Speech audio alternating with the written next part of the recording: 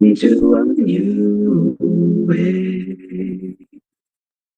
He has put you on a new track. To him, follow what he says.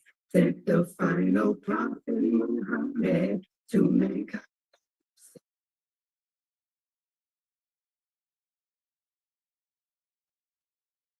Wassalat, wassalamallah, wa rasulallah.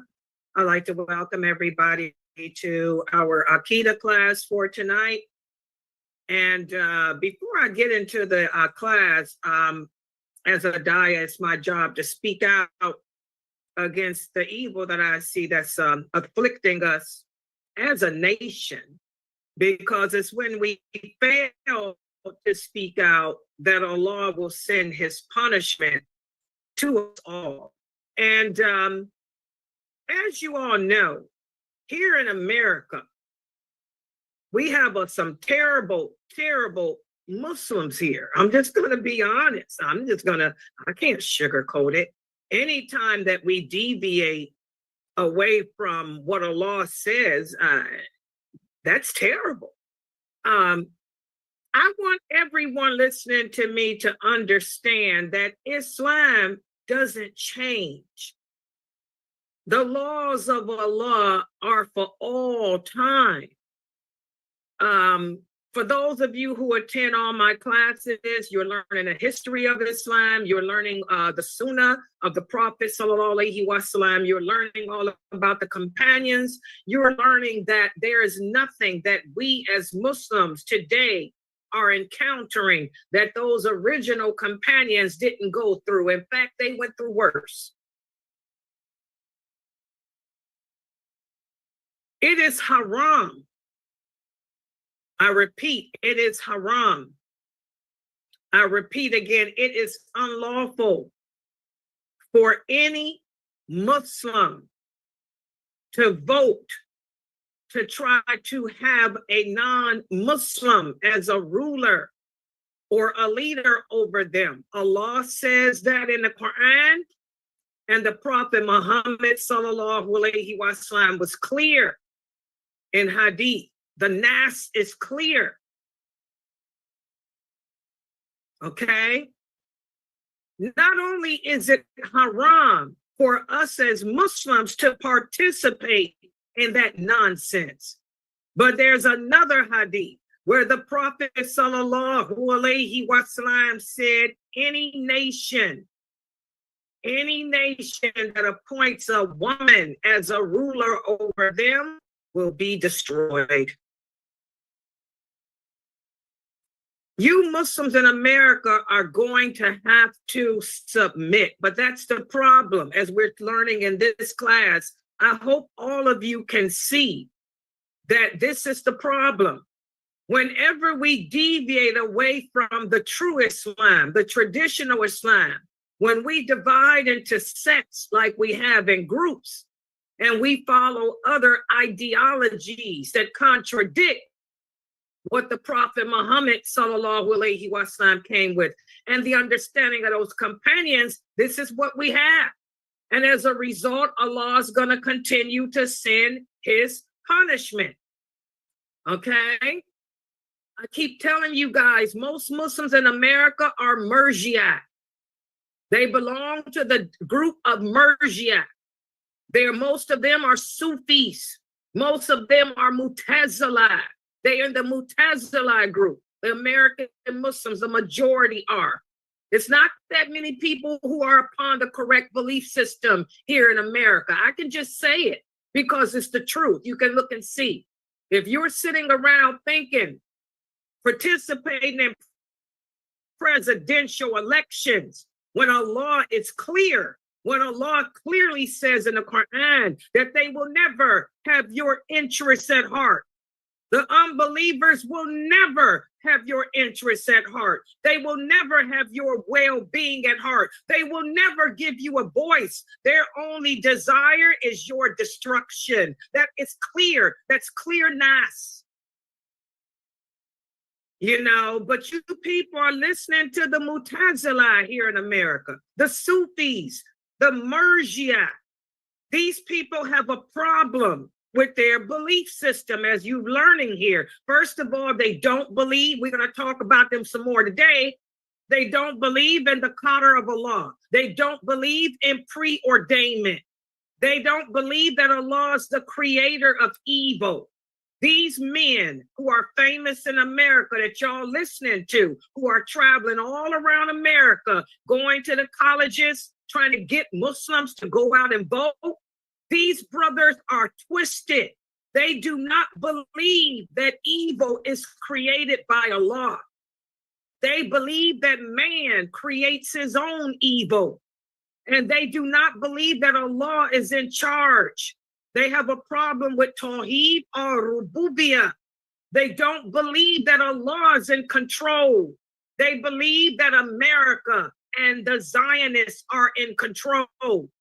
These men and women that you people are listening to who are famous in America, that's traveling around this country right now, trying to tell you Muslims, they're probably in your mosque right now, telling you to go out and vote for a woman named Jill Stein.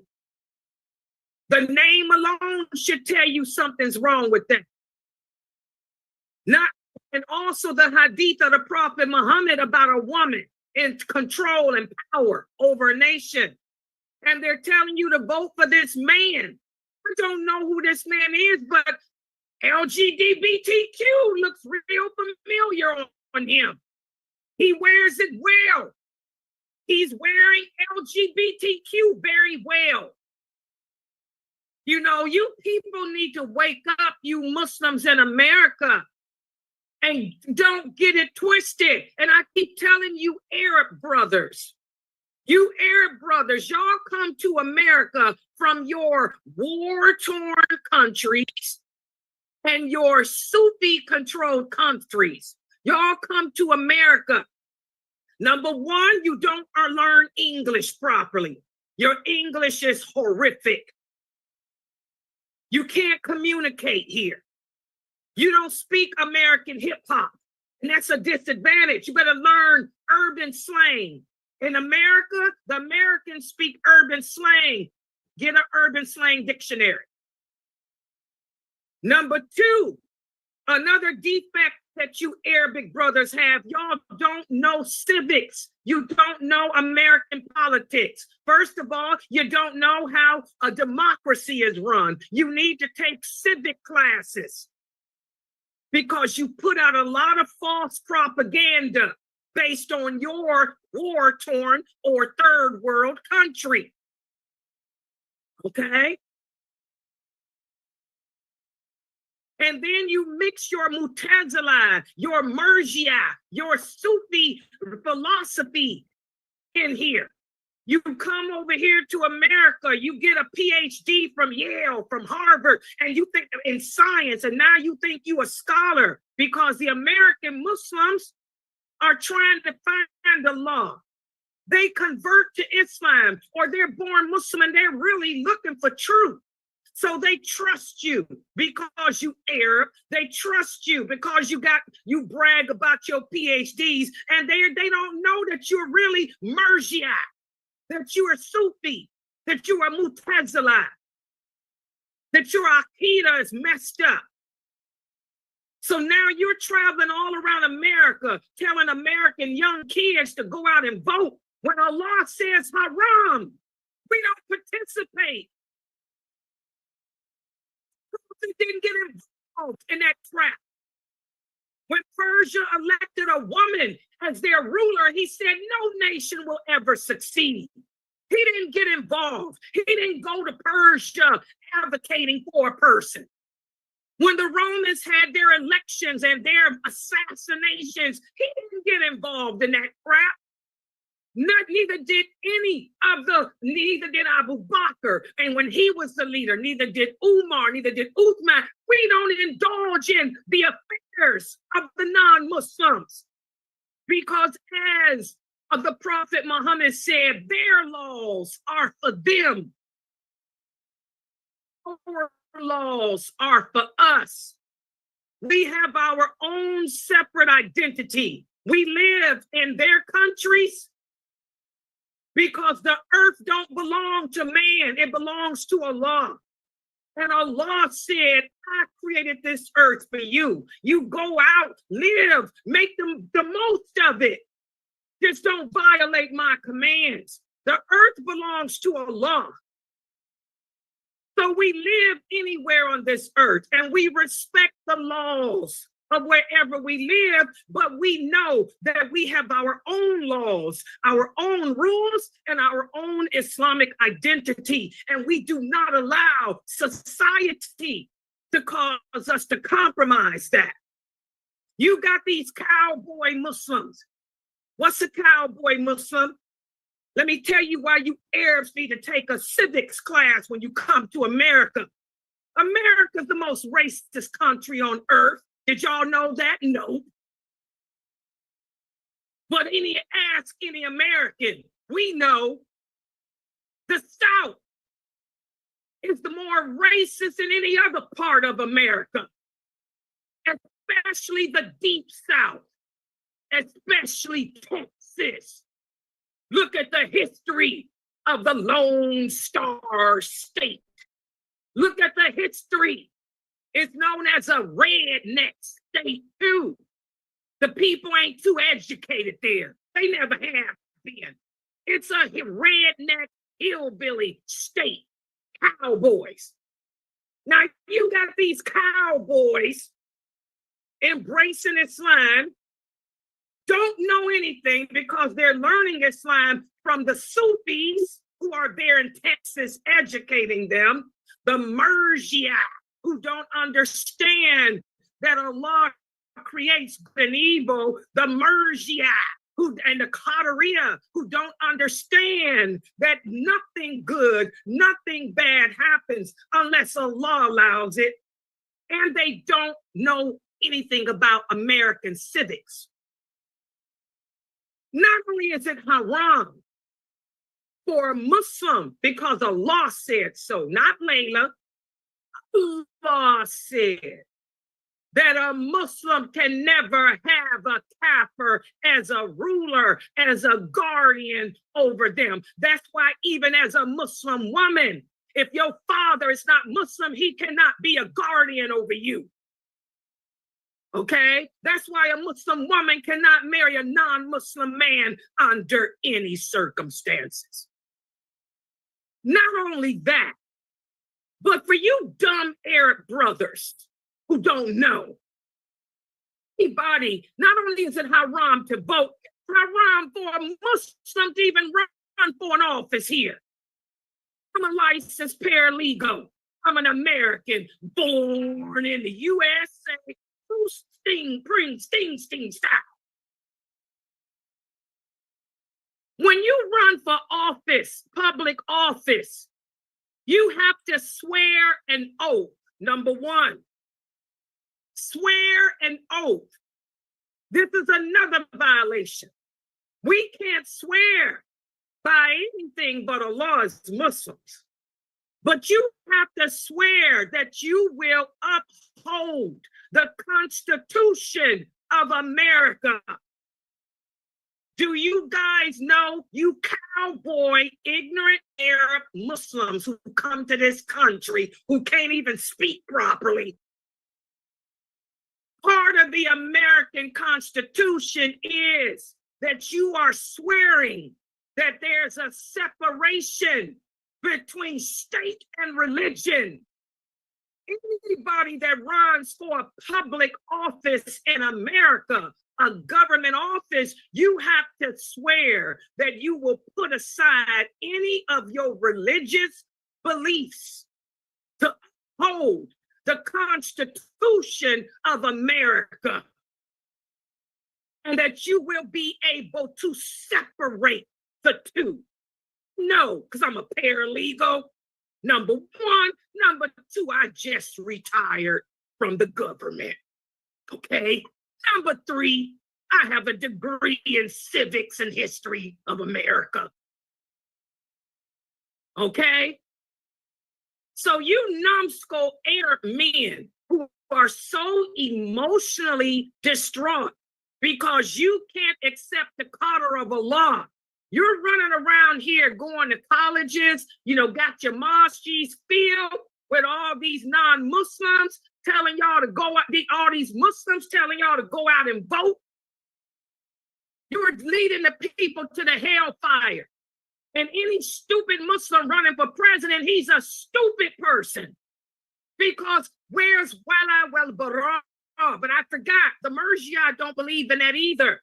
The Murji'a, the Mu'tazila, they don't believe in Wala wal Bara. They don't believe in distancing yourself from evil like Allah commands. They believe in making and setting boundaries. They believe in being a part of the evil and just set boundaries. We can support homosexuality. We can support killing people. We can support drugs. We can support alcohol. Just set boundaries and say, don't bring it to us. You Muslims in America, y'all better wake it up. Y'all better stop following these twisted Arabic men in America who got broken English and don't know nothing. They don't know nothing about anything. They just stupid. Stop following these emotional men and these emotional women in America who don't know nothing about the deen because they don't understand La ilaha illallah, Muhammad Rasulullah. They have a problem with Tawheed ar-Rububiyyah. Y'all better throw them out your mosques. Anybody advocating what Allah says not do, why do you have them in your communities? Why are y'all listening to them? They're corrupting your children. They're no different than the non-Muslims. They're going to the campuses, the colleges, where your children are, trying to tell them to defy what Allah says. Go out and put a woman in office, when Allah already said that any woman that's your ruler is going to really bring havoc on you. And support some man who look like he's fresh off the LGBTQ community. Y'all better wake it up. You better learn your deen. You better turn back to La ilaha illallah, Muhammadur Rasulullah, because this is the war against Islam. We all know it is. Because once y'all put these idiots in office when you shouldn't have been voting for them because they ain't Muslim anyway, and even if they are Muslim, they're swearing allegiance to that which contradicts Islam. They're swearing to uphold principles. They're swearing to uphold values that go against what Allah said. When you put them in office, understand that's when the war will now hit you in America. Oh yeah, because it's spreading. It started with the Bush regime and it's everywhere except America. It's getting ready to hit us. And I want you Muslims to know that you did it because you chose to deny what Allah said. You chose to disobey what Allah told you not to do. Because you following some sweet talking, handsome looking Murji'a. It's a lie. You people are crazy. I just had to make that statement. So it's written. It's on the record that Layla spoke out. It's on the record that Layla spoke out against the evil. For you simple Muslims in America falling for this dumb stuff. And y'all better be aware of the cowboy state known as Texas. I keep telling y'all, it's the redneck state of America. Ain't nothing good ever came out of Texas. Look at Bush.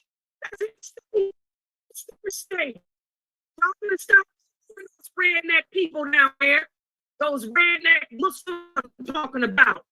Those stupid Muslims who are Murjia, Qadariyas, Mutazila, who leading y'all straight to the gates of hell. Oh, yeah.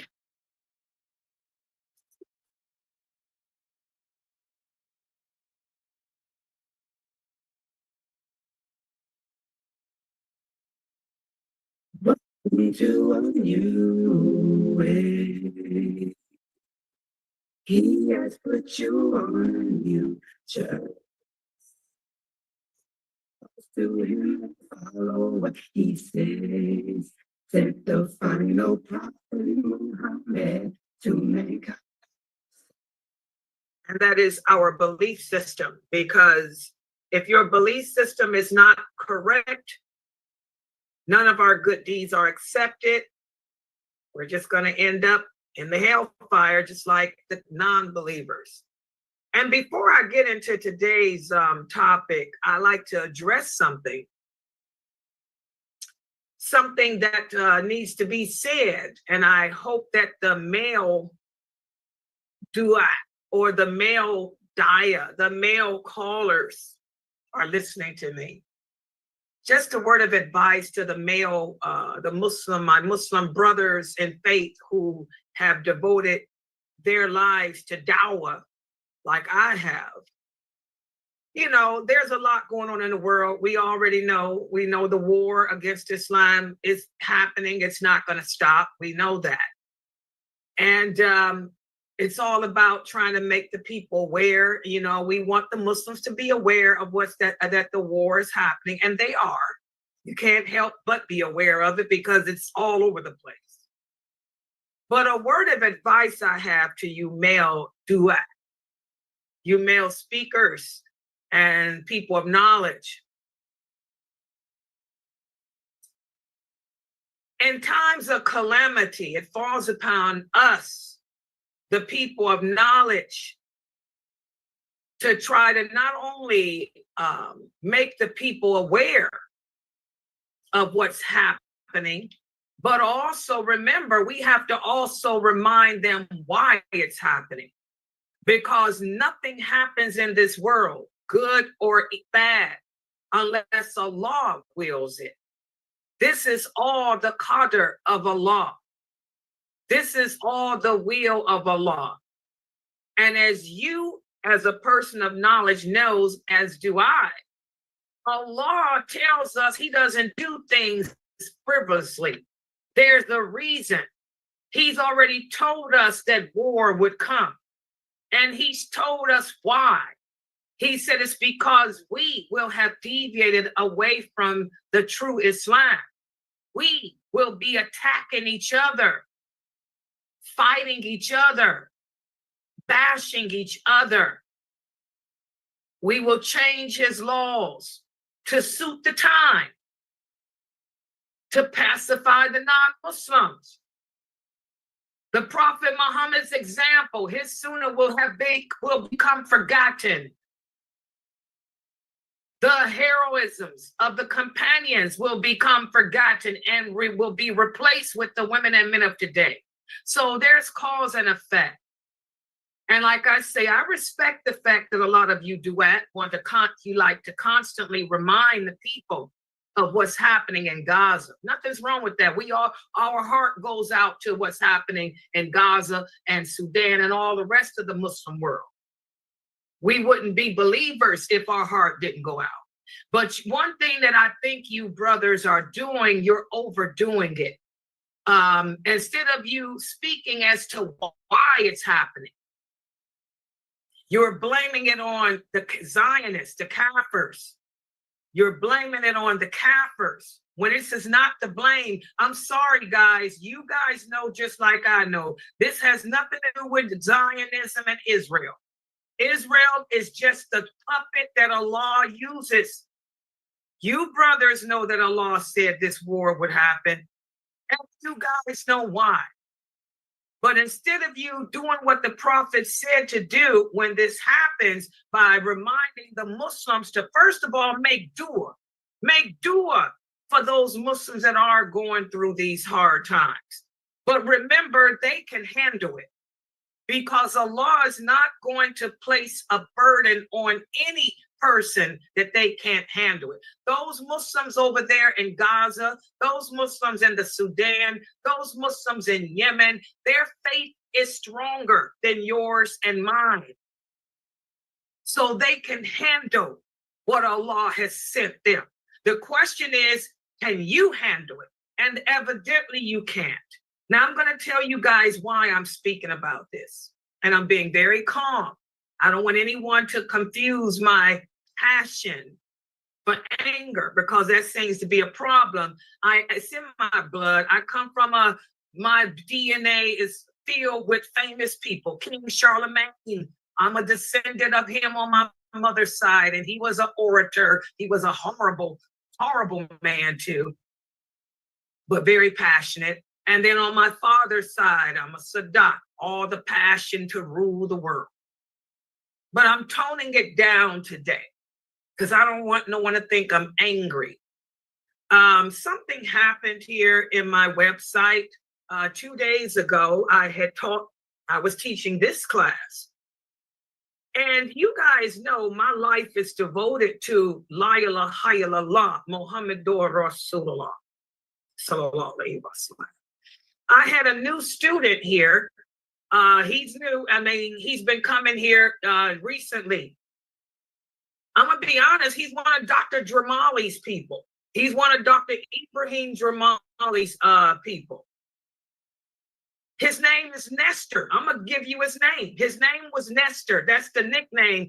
I don't know what his real name is, but on YouTube, he used the name Nestor, Nestor.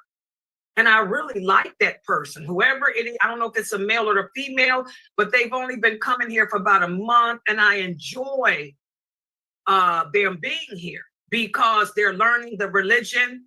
They're learning what I'm teaching. They participate. This person participates in my Q&A. I always give a quiz before class. My people in the Zoom room get dumb. They don't answer. But he's one of the first people to type an answer, along with Sister Sakina and Pamela and them on YouTube. And I really enjoy this person, whoever he is. I just know he's one of Dr. Jamal's. Well, the other day when I was teaching this class, you know, I took a drink of my Starbucks. And I was surprised because the person referred to me as being a Zionist.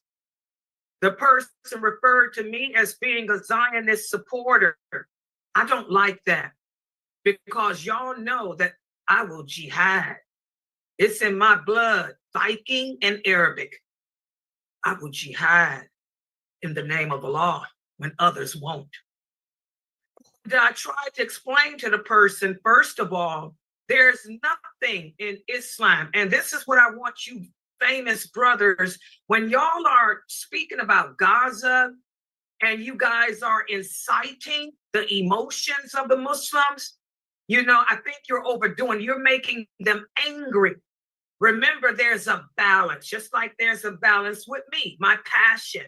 I have to learn to balance my passion so that my passion doesn't appear to be anger. And I'm working on that. You see, I'm smiling. Even though I shouldn't smile as a Muslim woman, I am. Because a lot of people don't understand that as a Muslim woman, I'm not supposed to smile. I'm not supposed to do that publicly. I'm supposed to be business, like Sheikh Saud said. What did Sheikh Saud say yesterday? He said, a Muslim woman, when that brother asked a question about learning from Layla, what did he say? One thing about Layla don't play. I make sure that my voice is the way Allah commands, intimidating, not aggressive, intimidating. You look at the meaning of that Arabic word. That Arabic word means intimidating, okay, and firm and strong, not soft, weak, meek. That's the meaning of that word in the Quran, intimidating. And I don't smile. I don't play. I'm serious. I'm sitting here teaching Islam and I try to be serious. But nowadays we deviated away from the Sunnah. We don't understand our religion. That's why Allah has sent this war. Okay? because we don't understand our deen.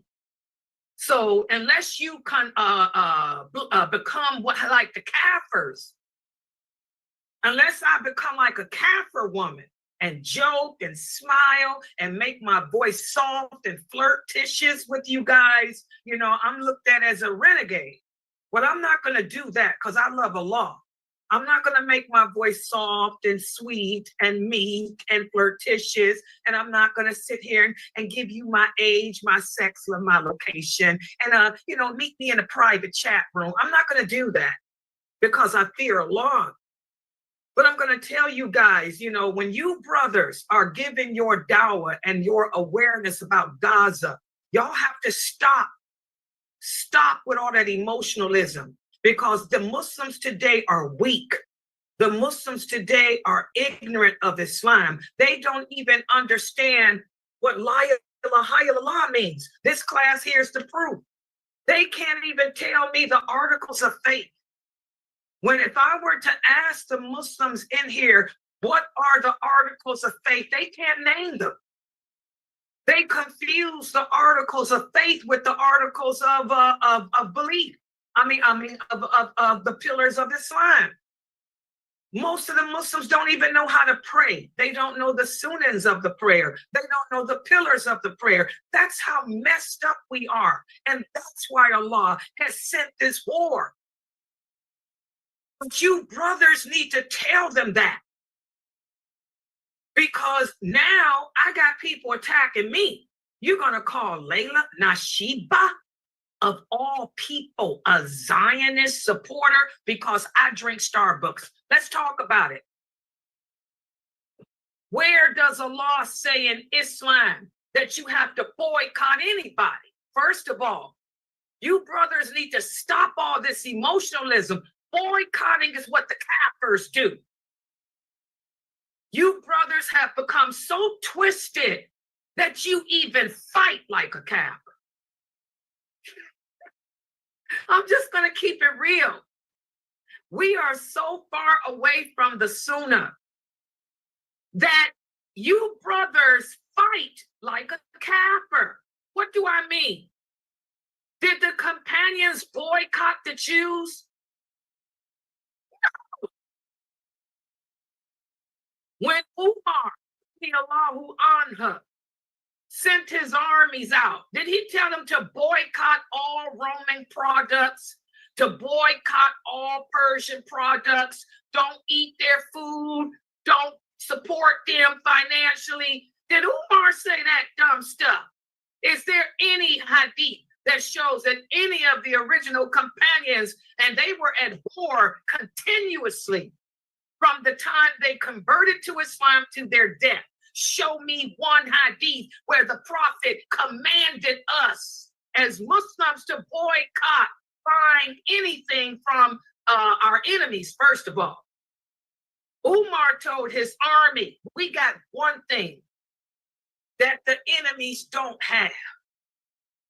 And that's taqwa Allah. As long as we stick to that, we'll always have the upper hand. How did the companions fight? They didn't fight like Kafirs, walking down the street, holding up signs, talking about boycott, protest. That's a Kafir way of fighting. We fought with Allah. We did a helper.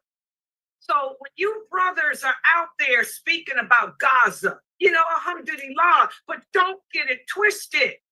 Speak the truth. First of all, let these Muslims today know that there is no verse in the Quran, nor is there any authentic hadith that says when we are in war, we boycott. Good. The Prophet Muhammad died over a Jew for his armor. That's number one. Number two, we have to be educated. Starbucks does not support Israel. How many times we have to go through that? Starbucks is a franchise in America. It's owned by whoever pays the money into it. Starbucks doesn't support nothing, no American company. Just for the record, guys, y'all need to go take a civics class. In America, no company in America can take its money, send it to another foreign government. Do y'all know what would happen? First of all, the banks wouldn't do it. The banks would contact Homeland Security. You got to answer to the federal government. What are you sending money to another government for? That's not how we work in America. We cannot send money from if I wanted to support Israel, I can't go to my bank account and say, Israel government, here I am, I'm sending you $1,000. That's not how it works in America. You guys have to get educated. You have to go through the federal government. The federal government supports Israel. The federal government. So when you brothers are teaching about Gaza and getting all that emotional, getting people angry, and please get it right. Teach them the way the prophet taught. Teach them, first of all, Allah's in control. Secondly, there's nothing in Islam that says you have to boycott anybody, period. Thirdly, get your facts together before you call another Muslim a kafir, before you refer to another Muslim as being a sinner, before you call any other Muslim, because I ain't gonna have nobody. And I'm not being angry, and I'm trying not to be passionate, but I speak like this naturally. I don't want nobody coming here referring to Layla Nashiba as being no Zionist, no kafir, or anything else because I drink Starbucks. When you don't even know what la ilaha illallah means, you don't even know the laws of Islam. You don't even know that there's nothing in Islam that says you fight like a kafir, but you're going to call me a kafir. You fight like the unbelievers. You behave like the unbelievers. You think like the unbelievers. You dress like them, and you vote in American elections. Hello. What does Allah say about voting for kafirs to be your president? You know, you brothers have to calm it down. You tell Layla to calm it down. I'm calm. You brothers need to take that feminine emotionalism that y'all suffering with, check it. Check it at the door. Teach these people what the prophet said, how to behave in times of calamity, how to not transgress the limits of Allah. Teach these people in America, these Muslims, to be educated about American politics, because that list that the terrorists, and that's who they are, they're terrorists. We got some bad Muslims too. That's why Allah sent this war, because we got a lot of bad Muslims. That list that the terrorists put out, they put every company in America on that list, claiming that these companies support Israel. When these people, the American people, laugh at you because we couldn't send a penny to Israel.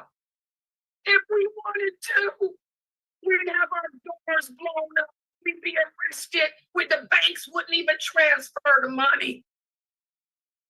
We're ignorant. We Muslims are uneducated.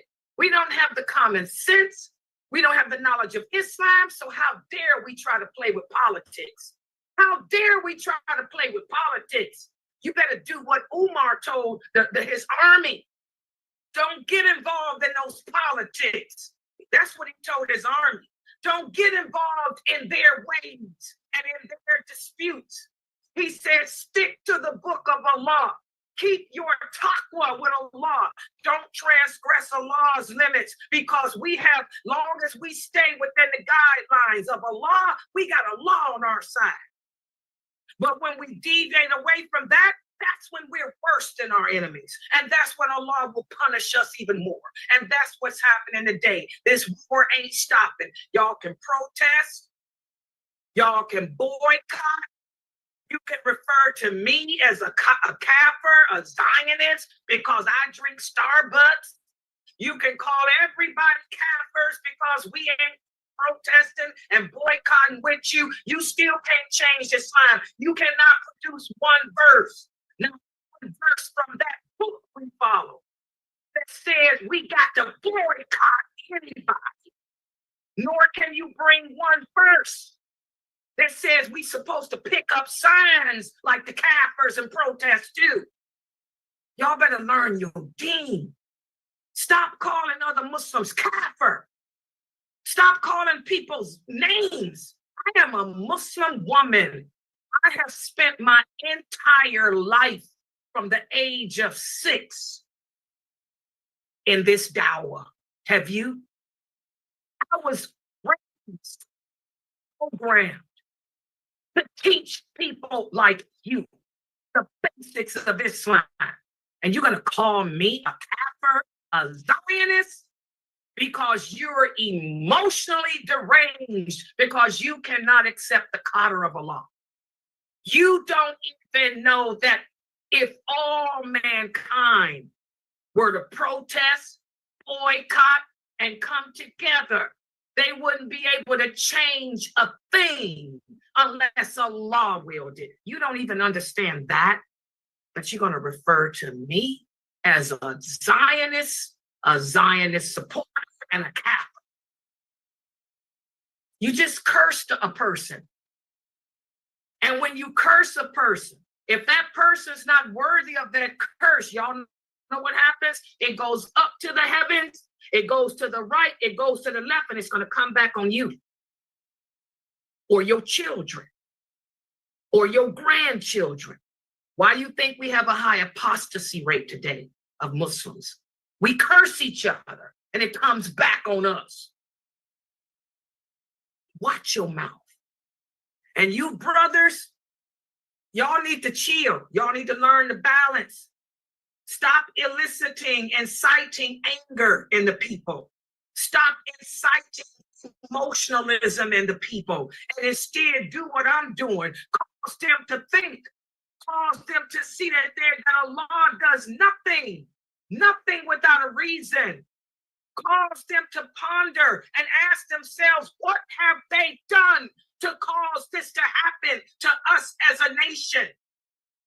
Allah will never change the condition of a people until we change the condition of ourselves. This is what you should be telling these people instead of showing dead bodies, dead babies. You're acting like a terrorist. You're just inciting them to go out and kill each other. That's what they're doing. Layla's a kafir. So they put me in the same category as so many other famous personalities. I take it as a compliment. You know what? I'm going to take it as a compliment. Because looking at who they calling kafirs today, wow, it's a compliment. That's one of the signs of the last hour. Truthfulness will appear to be falsehood. Falsehood will appear to be truthfulness. Put me in that category. Because I drink Starbucks. And let's see who the real kafir will be. When you can't even tell me the pillars of faith. You can't even detail to me the pillars of faith. So that's my little speech for today. And I'm not angry, okay? I tried to keep the passion low, but I can only do so much because I am a professional speaker. I went to school to be a speaker, a public speaker, a public announcer, a journalist, communication specialist. So I can't do it but such. I know you brothers are used to listening to those accent, sweet talking, flirtatious women. I can't be them, but this is as low key as I can keep it. You know, for you duet, check yourself.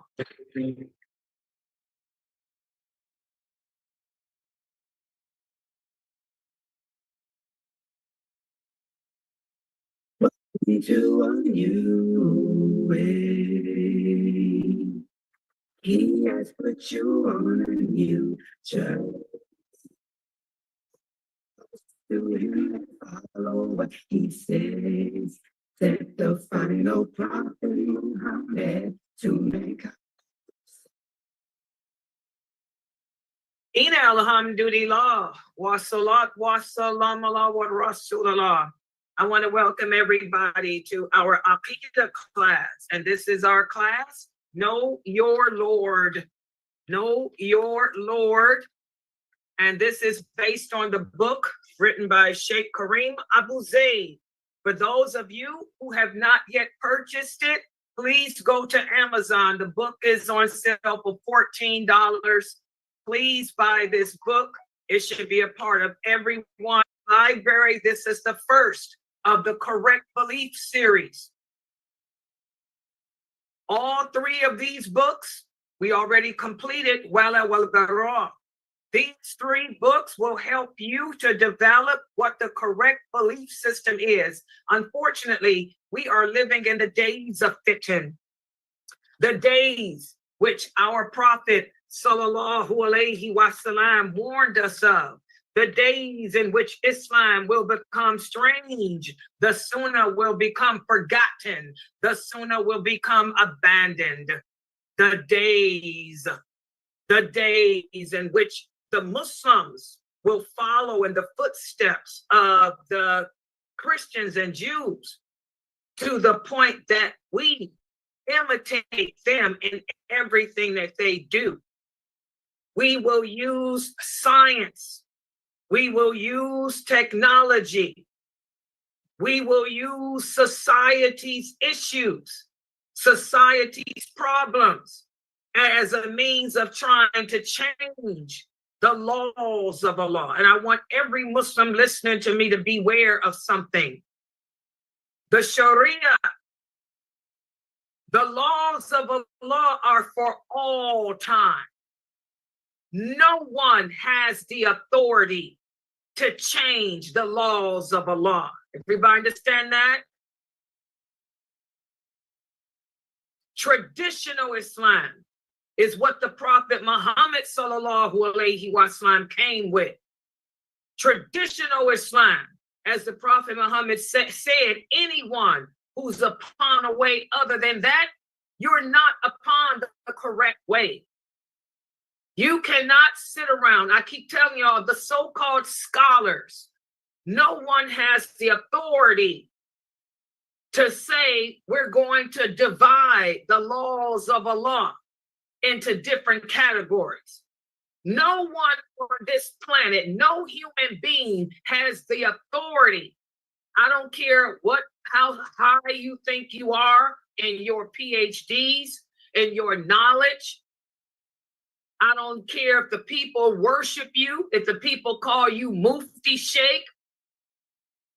No human being has the authority to look at the laws of Allah and say, we're going to divide them into categories. The essentials that we have to abide by and non-essentials that we can change. This is what's happening today. This is what the Prophet said would happen. He already said that the later generations will do this. We talking about the war against Islam. Didn't I tell y'all Allah's in control? Allah says, if you live, the Prophet said, if you live to see the days in which the Muslims will make lawful the things that Allah made haram. If you live to see the days in which the Muslims will indulge, will make alcohol, drugs, sex out of wedlock lawful, same-sex relationships lawful, murder amongst each other, killing each other, oppressing each other.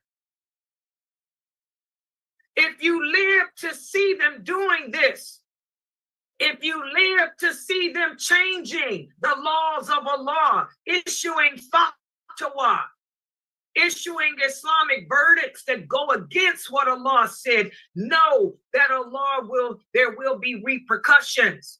Know that Allah will send war. Like I told y'all, this war is not because of Israel. Ain't got a darn thing to do with Israel or Zionism. This is the repercussions of us Muslims sitting back, making men and women scholars and muftis when they're not qualified to even be such. And then we're sitting back, allowing them to change the laws of Allah, make things lawful that Allah said can never be lawful. Making saying Allah's laws can be divided up. We can change family laws. Where does Allah say that? Where does Allah say that his laws of divorce can be changed? That the so-called scholars of the decade can overrule him when it comes to divorce, when it comes to marriage, when it comes to gender issues?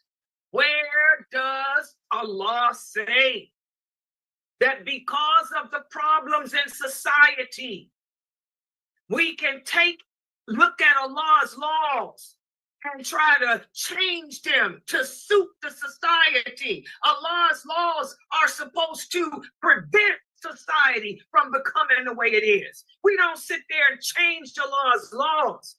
We don't say, okay, it's okay to support LGBTQ. We don't say it's okay to support gender role reversal, feminism, chauvinism. The Prophet Muhammad said, anyone who ascribes to any type of ism is not one of us. You're not a Muslim. You're not upon what the Prophet Muhammad was upon. Who said that we can look at the laws of Allah and say that it's okay for free mixing? And like I told you guys, I don't want to hear this ignorance about how the Prophet Muhammad sallallahu alaihi wasallam didn't have a barrier between the women and men when they prayed. That's a lie. That's a lie. They can only say that stuff to you guys who don't know the hadiths. The barrier, Sharadi Allahu anha said, between the women and the men were the young boys. Women and men did not pray together in the mosque. The women and men were not free mixing like that. What's the source, Sahih Bukhari? Aisha, may Allah be pleased with her, said the Prophet would put the men in the front, then the women in the back, and between them, that's the wall, that's the barrier. The barrier between them were the young boys. Y'all got to realize these brothers who call themselves scholars, I keep telling y'all they're nothing. They're not scholars. They're crazy. I keep telling y'all ain't no scholars in America. How many times I got to tell y'all that? No scholars in America. Most of the people in America are renegades, kicked out their countries because the countries they come from recognize what losers they were. Keep telling y'all they can only run that game on those who are ignorant. This free mixing, that's not a part of Islam. Oh no! Women have rights. Men have rights. We also have roles. And also Allah protects the two sexes so we don't end up doing what the Kafirs are doing. Well, what the Muslims are doing now. Y'all should see what's going on in these masajids now. Since they got the free mixing, they allowing the women and men to pray together. They allowing the women to be on the executive boards, part of decision making. Islam, there's nothing in Islam that says a woman cannot be educated. One of the most educated women of all times was Aisha, radiallahu anha. Hafsa was one of the few women of her day who knew how to read and write. Aisha didn't know how to read and write, but Aisha had a photographic memory. She was the student of the Prophet Muhammad. This was his stepdaughter, Zainab. Women are educated. Allah says in the Quran, be distinct, be better, stand out over the non-believers. So we're educated, but we know our role. We know our role as women. That's the difference.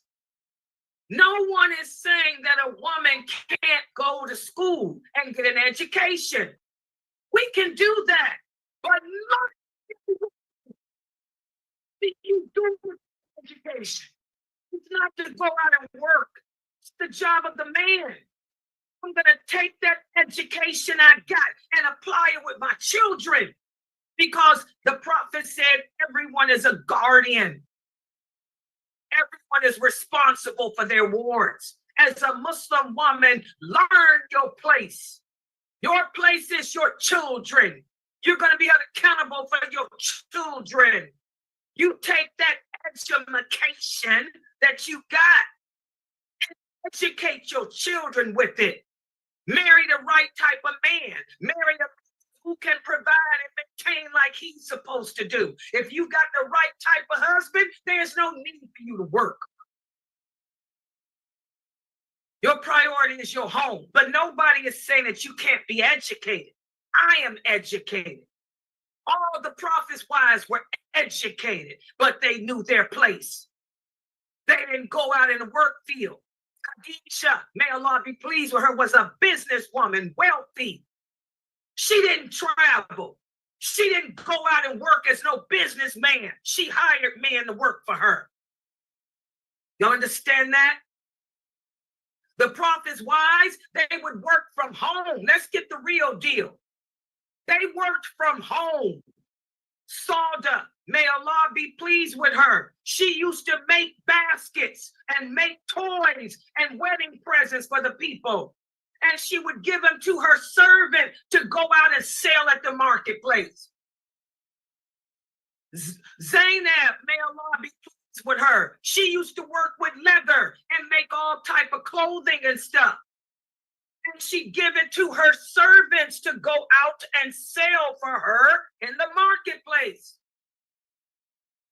Aisha, may Allah be pleased with her, was a nurse and worked on the battlefield.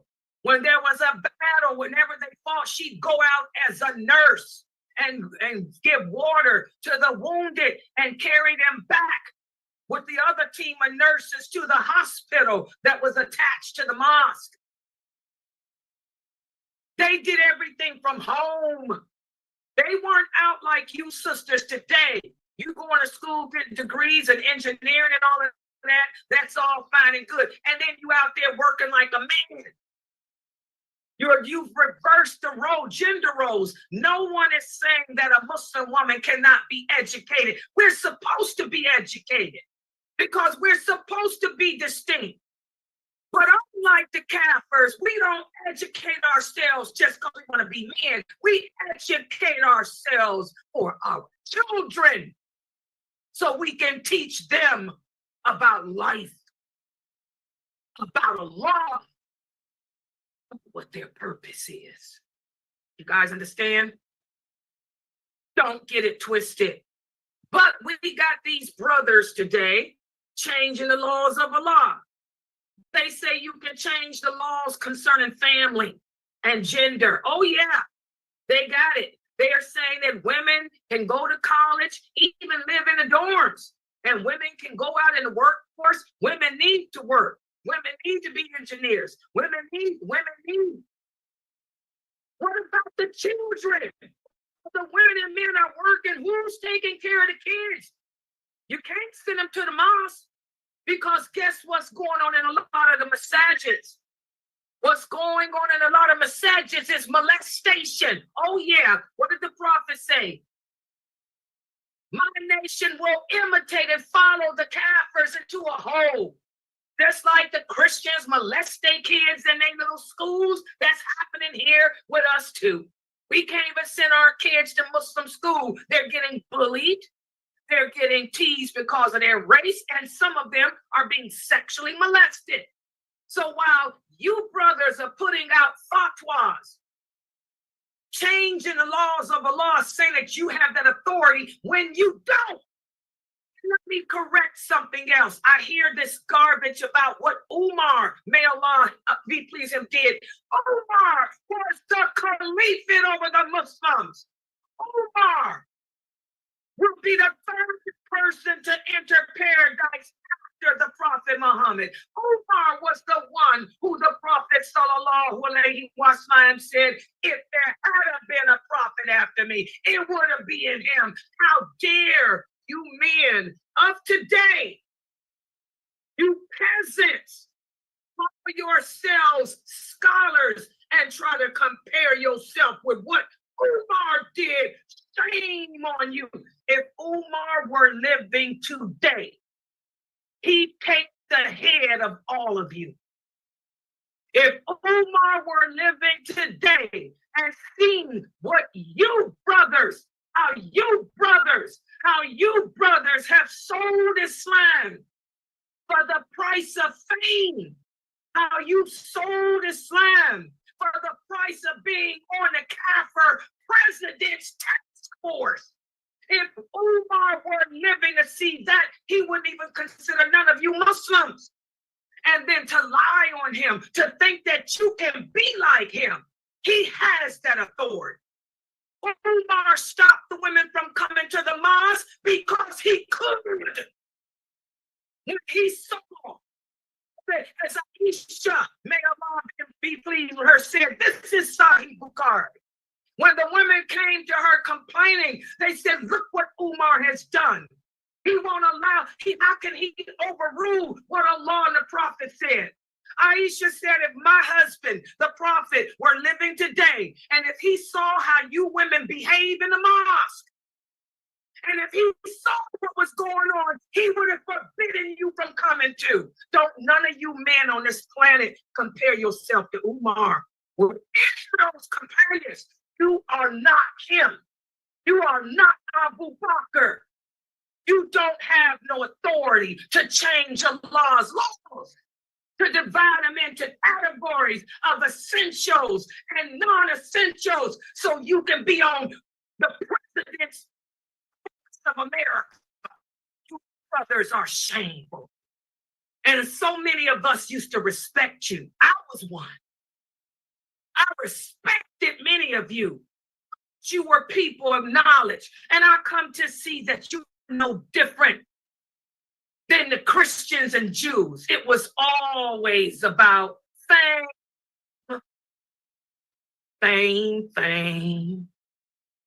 That's why the Prophet sallallahu alaihi wasallam said the first group of people that will be dragged by their faces and thrown in the fires of hell are those men who call themselves scholars, because you men are disgraceful.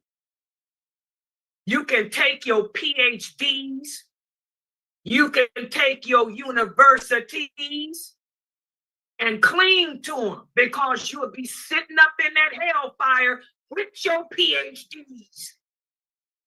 Hikmah. I want the converse to understand there's no such thing as going to school to be a scholar. I tell y'all that. Because Allah says in the Quran, knowledge and understanding comes from Him. He only gives it to a select few. The true scholars didn't even use that title. Did y'all know that? The companions, if you refer to the companions as being a scholar, they bust you in your head, because they knew the implementations and what comes with it.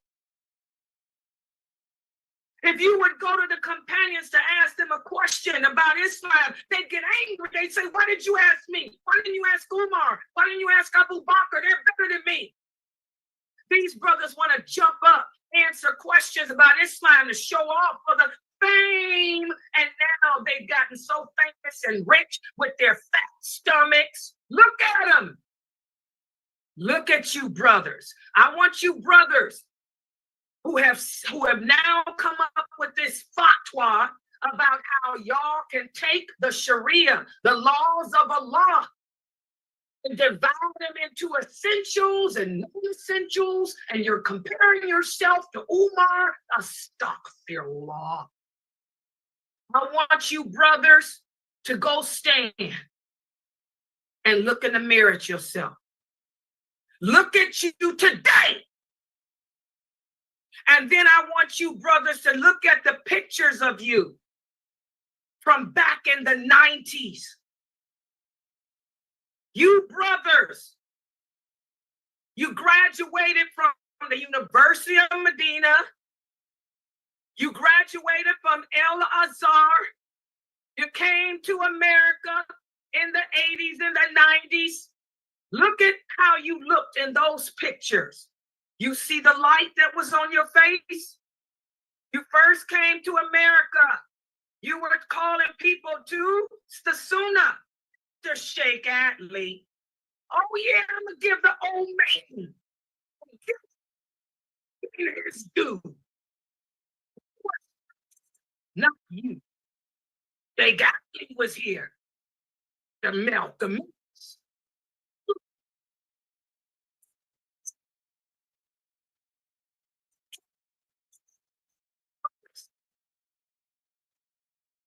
Your degrees. By the way, Sheikh Atlee ain't got no degree. He's just like Sheikh Uthaymeen. Just like Sheikh Uthaymeen, just like Sheikh bin Baz, just like Sheikh Albani. May Allah be pleased with all of them and forgive them of their sins. I mean, none of them had these online certificates in Islam.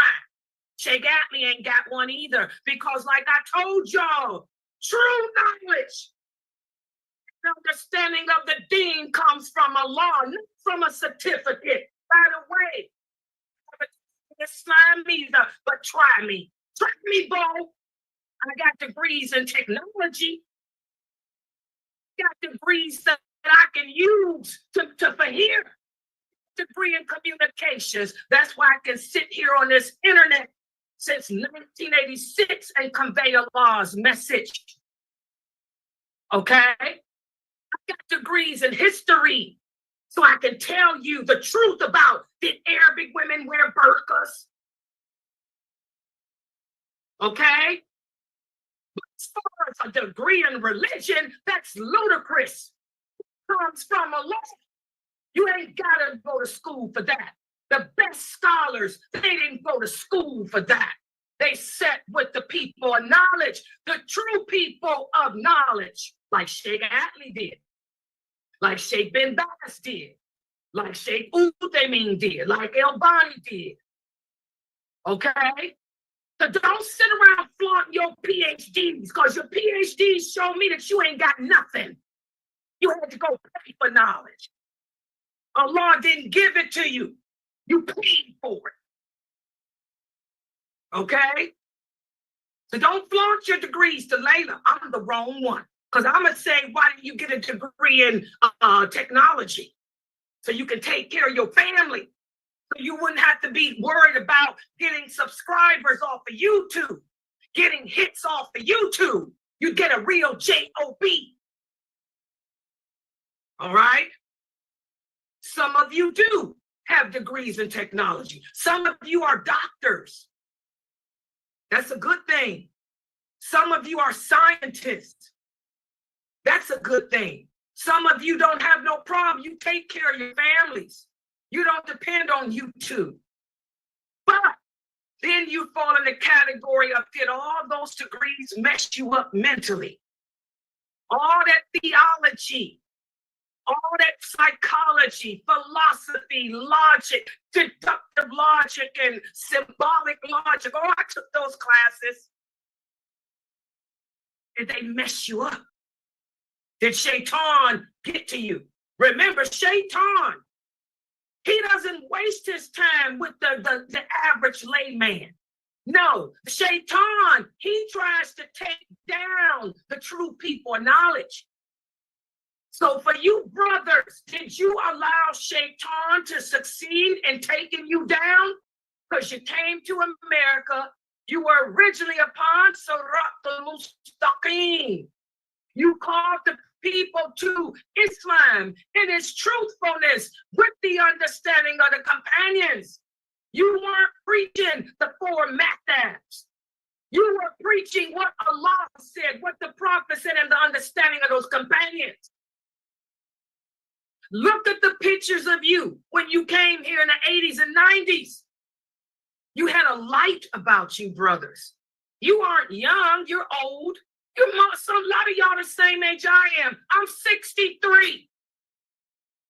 You brothers I'm talking to are in the same age category as me. Your 60s, some of you are 70s, some of you might even be in the late 50s. Look at you now with your big fat belly, your stomachs. We look at you on videos. Your stomachs are sticking out. You look just like some man. Big stomachs are a sign that you got kidney issues. You better go get checked out, bros. Your stomach's hanging over. Like the prophet said, fatness. Fatness will spread amongst them. You're bold. Oh, yeah. Some of you used to be such good-looking men when you were calling the people to Islam and its truthfulness with the understanding of the companions. Your beards were shiny. Your beards were long. Your skin was radiant. Your hair was just like the prophets, nicely groomed. Look at you now. You got bald spots here, bald spots there, bald spots everywhere. Some of you have to shave your heads. What did the prophet say about that? This later generation, fatness will appear amongst them as they're changing the laws of Allah. Many of them will shave their heads. Was the prophet talking about you, bros? With your science degrees from these Kaffir universities who are now on the task force of the American president. But days next month. How many of y'all going to be sitting in the White House this year? Everybody listening to me, check it out. You will see them posting up on their Facebook pages, shaking hands with Kamala. Oh, yeah, they got a fatwa. Let's talk about that fatwa. Not only can the women and men pray together without a barrier, and like I said, the prophet's barrier were the young boys. You look at these massages, they don't have the barrier. They just got them butt to butt. Not only do they have those fatwas, but also you can shake hands. That's another one of Allah's laws. They say that falls in the non-essential category. You know, society is different. Society dictates that, you know, if you don't shake hands, you might not get hired. It's just the custom of American custom. So it's okay. We're going to say that law of Allah, that Sharia law can be, you know, looked at, can be doctored up and changed. So under certain circumstances, we're going to allow men to be able to shake hands with women if it's a woman of authority, a woman of empowerment. That's their why. Y'all think I'm lying? Go look it up. These are the non-essential laws that can be changed. Well, let's see how many of them y'all going to see next month on Turkey Day, shaking hands in the White House like they did last year and every other year with Obama, that they put in office and check the market for LGBTQ and stuff, okay, by doing it. Let's see how many of these famous brothers y'all will see smiling in the camera, you know, shaking hands with Kamala, with their arms hugging the women, their wives and other women with them, half-dressed. Oh, yeah, they bend the laws on that, too. A woman doesn't have to be so abaya down. She can wear tighter fitting garments, put a belt on to blend in. Or she can put on some straight leg pants, blue jeans, or whatever the latest trend is to blend in. Let's see how many of them will be putting up those pictures. like they do every year, because they own, you can see how they sold the religion, sold the Quran for a miserable price. The miserable price is fame. Well, I'm here to let all of my students know, no one can change the laws of Allah. Allah's laws cannot be doctored up. They cannot be sugar-coated because of society, because of the time. Allah's laws are for eternity here on this earth, in this world. Y'all understand that? And these brothers are not scholars. And even if they were, they don't have that authority. And anyone living on this planet today who is changing any of Allah's laws and rules and trying to compare himself with Umar or any of those first four caliphs is an idiot. Umar could do what he did because he was Umar. Abu Bakr, Uthman, Ali, they could do what they did because they were who they were. And how dare you think that you can stand and what's beside them? They wouldn't have you. They'd have your neck. Be careful. The world is getting worse. Like I told y'all, this war, it's here. The war is not from the Israel. This war is from Allah. The prophet said it will start, and it started during the George Bush regime. It ain't started in October 7th. This started in George Bush regime.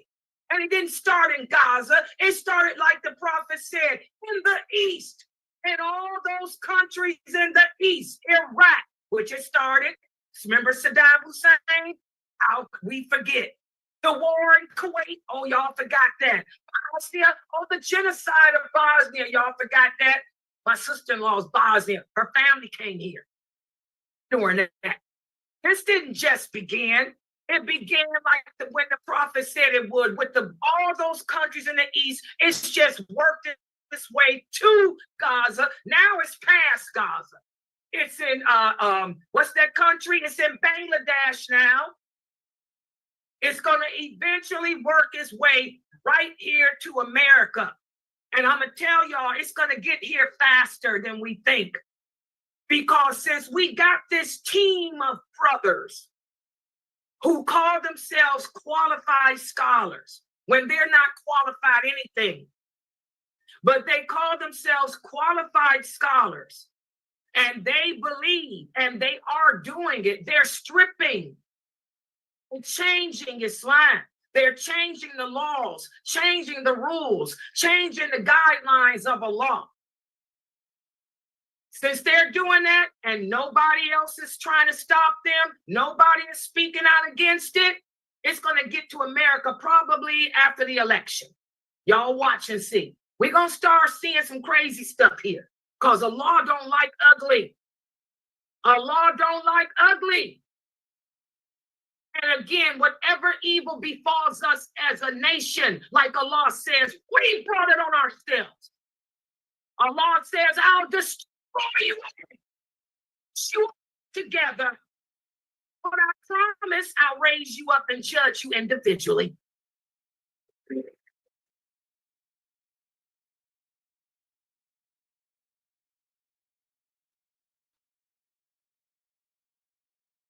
We do a new way. He has put you on a new journey. Close to him, follow what he says. Sent the final prophet Muhammad to mankind.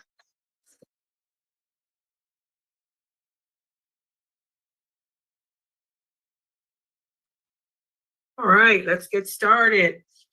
Inna alhamdulillah wa salat wa salam ala wa rasulullah. I'd like to welcome everybody to our new series of how to perform the prayer. How to perform the prayer, how to pray from A to Z. And how are we learning how to pray? The way the Prophet Muhammad sallallahu alaihi wasallam taught us to pray, not from a math app. We're not praying from a math, learning how to pray from a math app. We're not learning how to pray from somebody else's viewpoint. Okay, and before I begin, let me just answer a question that a couple of the new shahadas sent to me. Some of the new sisters asked me, is it true that we women pray differently than men?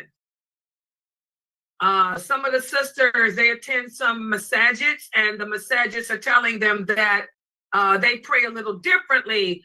We don't have to bend all the way down and cover up to our and place our hands over our knees. One sister said that they can bring the arms in closer and don't have to have their back straight so their derriere doesn't toot out. This is all garbage. I don't know where these brothers are getting their information from. Perhaps, you know, they're just putting their own twist to things, which is what a lot of Muslims are doing today. They're putting their own twist or their own likes and dislikes to this religion, and that's not what Islam is based upon. I want all the new shahadas to remember that Islam is based on only two sources: the Book of Allah and the Sunnah of the Prophet Muhammad sallallahu alaihi wasallam. And all actions of worship must be performed the way the Prophet Muhammad sallallahu alaihi wasallam taught us to perform them. And as Aisha radiallahu anha, the wife of the Prophet sallallahu alaihi wasallam, one of the first scholars of Islam, as she said when the women came to learn from her, when the Roman women came to learn the deen from her, as she told them, I heard some people say that we women pray differently than men. She said, this is not true. She said, we pray the same way that the men pray. So anyone telling you that because you are of the female gender, you don't have to have a straight back. You don't have to toot your derriere up. This is garbage. First of all, if a person is praying, what are they doing looking at your derriere? First of all, as Muslim women, and that's going to be a different topic here, we don't pray side by side with the men. Do you guys hear me with that? Because this is a big innovation, another innovation that's happened here in America. Oh yeah, in the South. I'm always talking about the South here. Everything seems to begin and end with the South. They're saying that free mixing, that the women should pray with the men in the main massage, in the main musalla, because this is what the Prophet did. That's not correct, first of all. We need to learn this religion and learn it correctly. First of all, when the Prophet sallallahu alaihi wasallam migrated to Medina, and that's when the Muslims were able to practice their religion openly. First of all, there were only a handful of them. There were not hundreds of women like you see in the masajids down there in Texas. Oh yeah, there were not that type of people. There weren't that many people. And the Prophet did not put the women behind the men like that. Oh no, that's not how they prayed. The women did not pray head to butt of the men. No. As Aisha radiallahu anha said, the men would pray in the front. The young boys would pray behind them. Then the women would pray in the back behind them. So there was a lot of distance between the women and the men in the Prophet's time, even though it was a handful of them. They had the teenagers and the young boys. We're talking Ibn Abbas, Ibn Umar, Abu Hurairah. Young boys, the teens and all, would be behind the men. The women prayed behind the boys. So there was distance between them. and distance between the men. It's not like what you see in some of these masajids here in America, masajids in where the earthquake hit. Where did the earthquake hit today? Right. We have a masjid in LA that has free mixing. Y'all see where Allah sends his punishment? There's a mosque in LA that allows, it's a large Islamic center, and the women and men pray basically next to each other. This is not Islam. That is not the way the female companions carried on with the men. Oh no. Oh no, there was a big distance between them. The boys and the teenagers were in front of the women, not no man. Aisha was not standing hand to butt with Umar.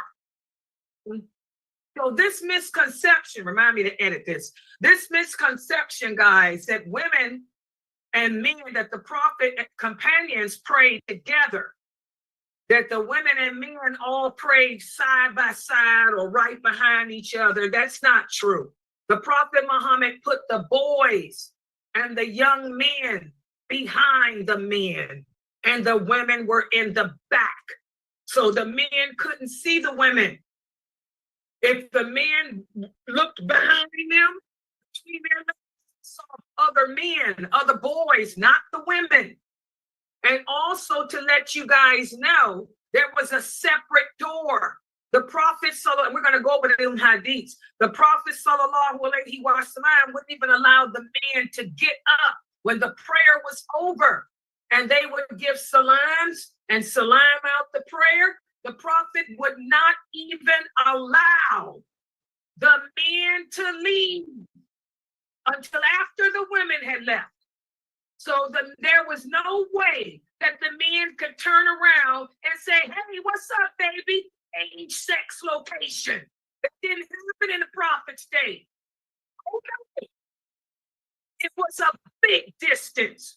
The distance, like I said, was so big that they couldn't see the women because they had the boys behind the men. That's not based on distance. That's based on blocking. The Prophet used the human body as a wall. Because in the 6th century, they didn't have buildings like that. So the Prophet used us, the human being, as a wall. What was the partition between the women and the men? The young boys. Y'all understand?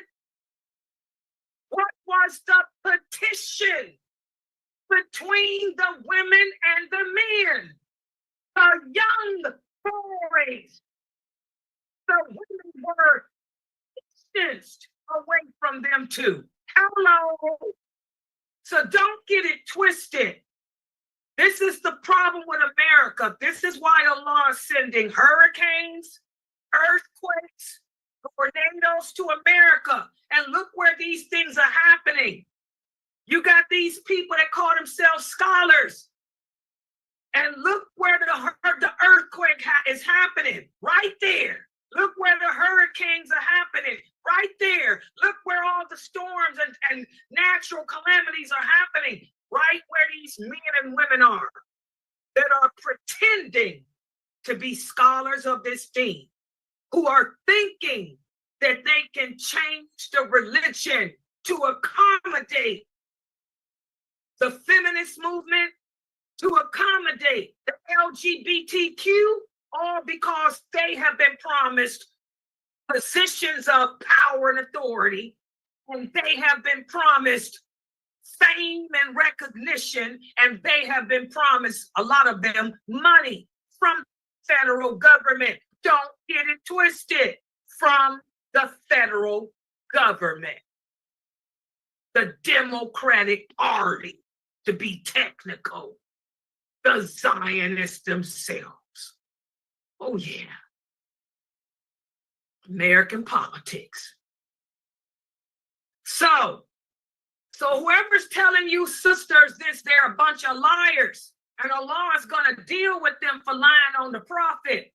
Allah is going to deal with them for lying on the believer. The women are the mothers of the believers, because you would not see no woman standing behind a man's behind praying in no mosque. That ain't how it worked. And like I said, the prophet wouldn't even let the men leave until the women left. They couldn't even look around to see who was behind them. The prophet would tell them, stay where you are until the women leave. And we're going to go over that hadith tonight. Allah is Akbar, not man. Allah has protected this religion from being tampered with. Allah has preserved this beautiful way of life where these ignorant men and women of today cannot distort it. And like the prophet said, there'll always be a handful of believers that will try to uphold his sunnah. Well, inshallah, I am one of those handful. Inshallah, I am one of those handful who's here to set the record straight. There's no free mixing in Islam, and there's no free mixing in the prayer. And the prophet would never have allowed such sacrilege. So take your earthquake and understand it's Allah's curse upon you. You know, that mosque know who they are. Oh yeah. So that answers that question. We pray the same way the men do, and we don't pray shoulder to shoulder with them. We don't pray butt to head to butt to them. The women stand in the back, way in the back, way in the back.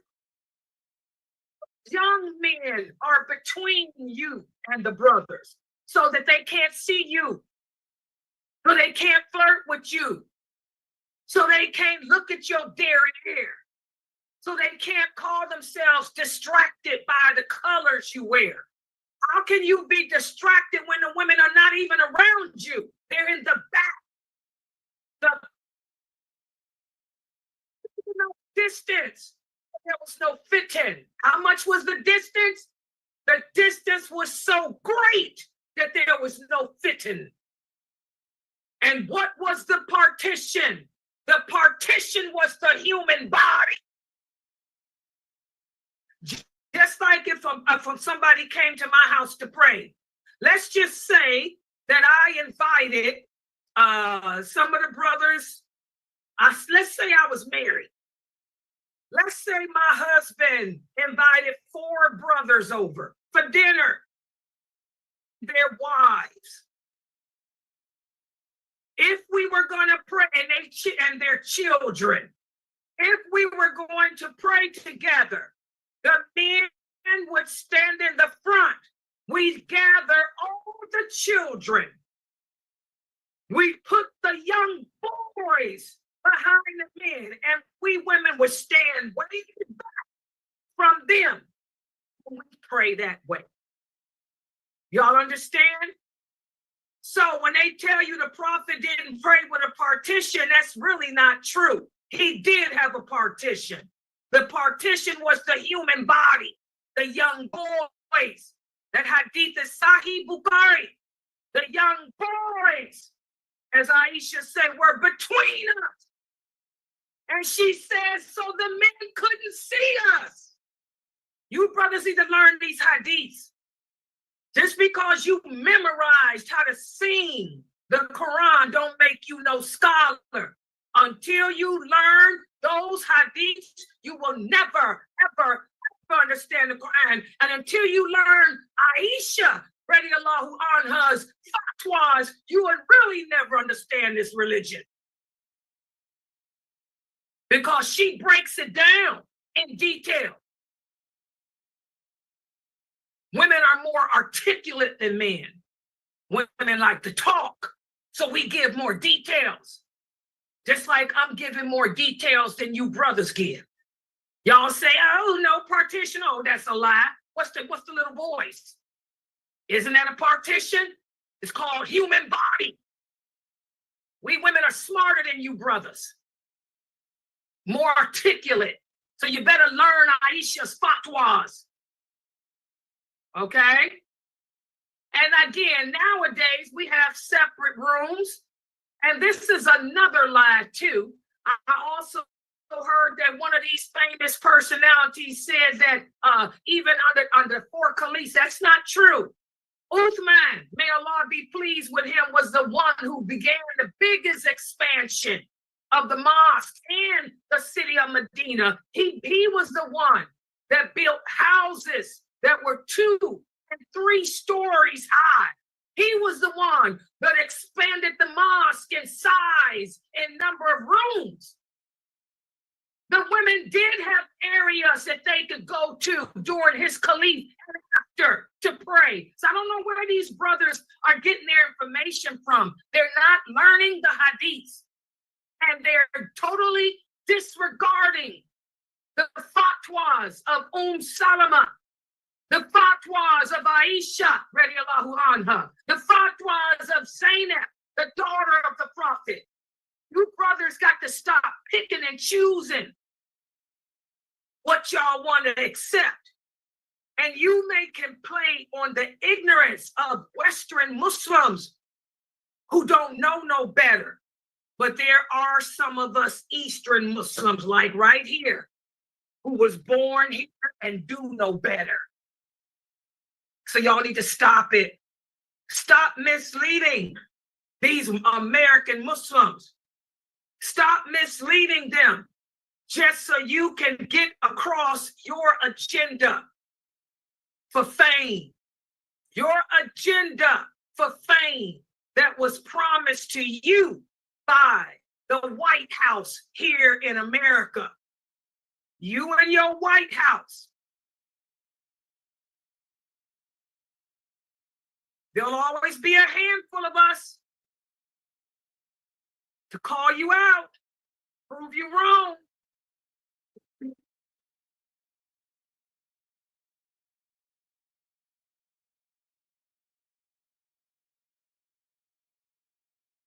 Me to a new way. He has put you on a new journey. To him, follow what he says. Sent the final prophet Muhammad to mankind.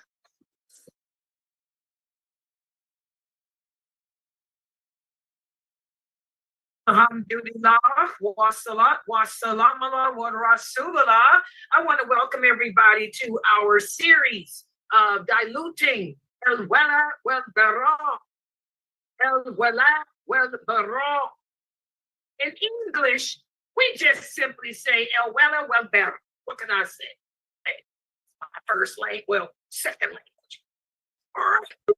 So, alhamdulillah, this class is right on target because one of the things that we are faced with here as Muslims living in America is we are all faced with jihad, the struggle of trying to keep our Muslim identity intact.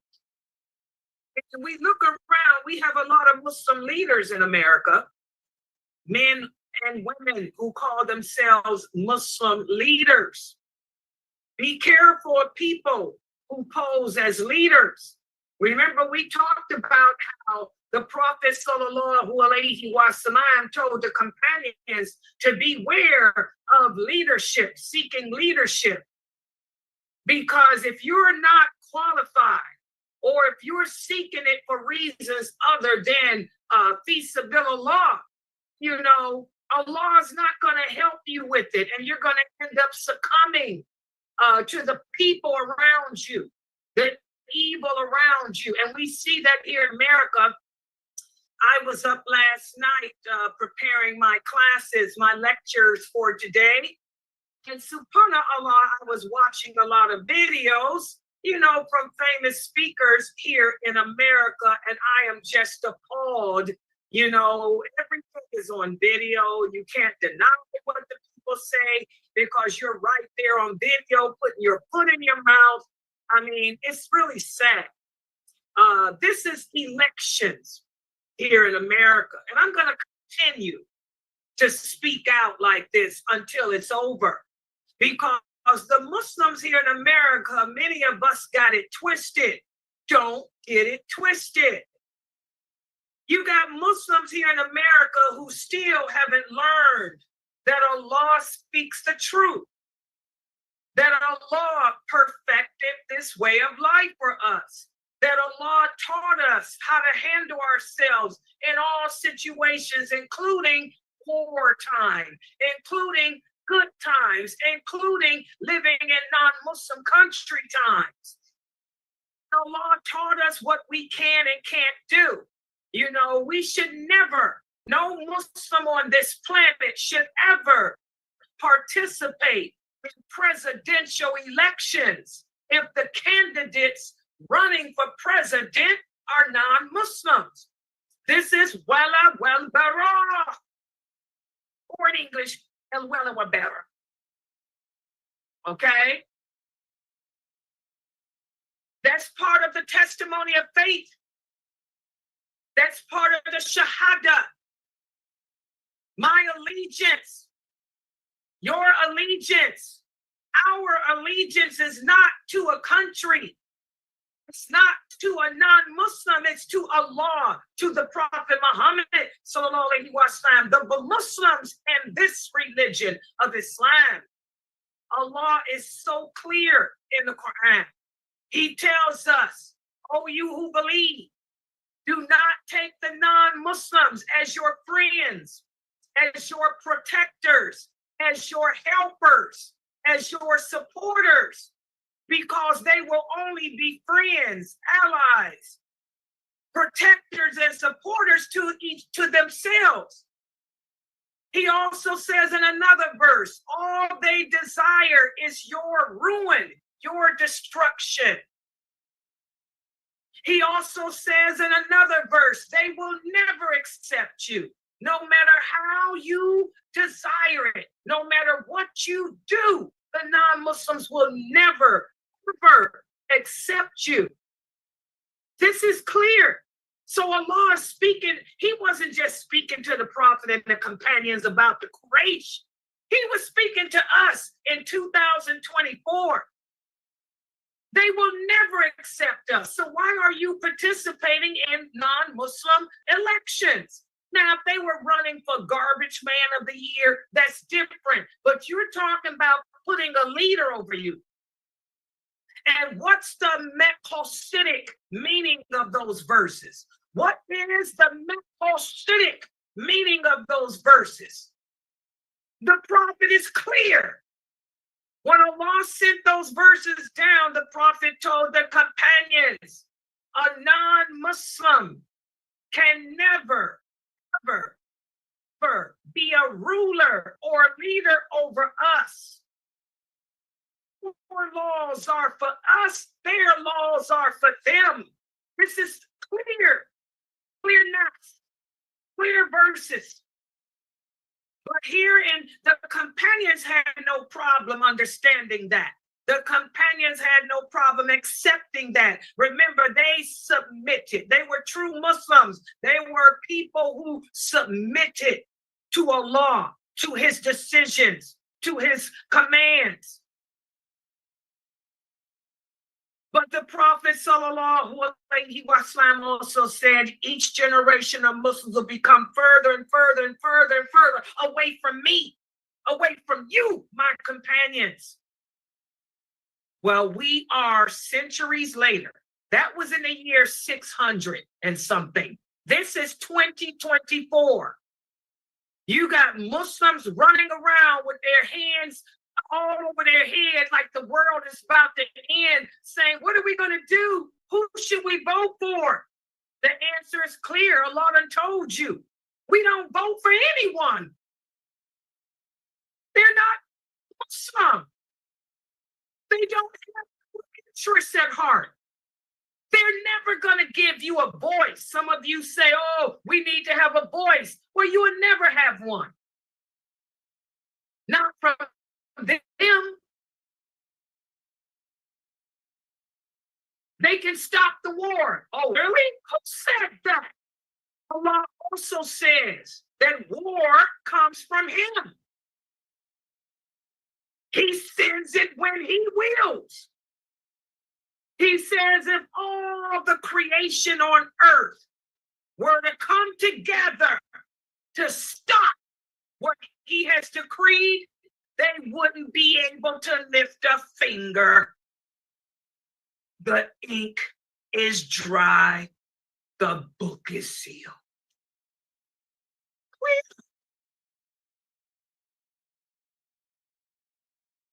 So what do? You do what Allah said do.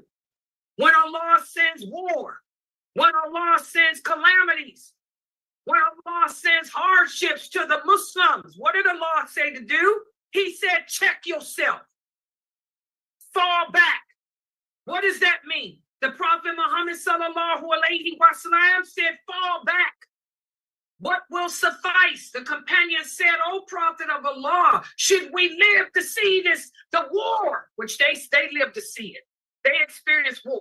They said, what should we do in times of war?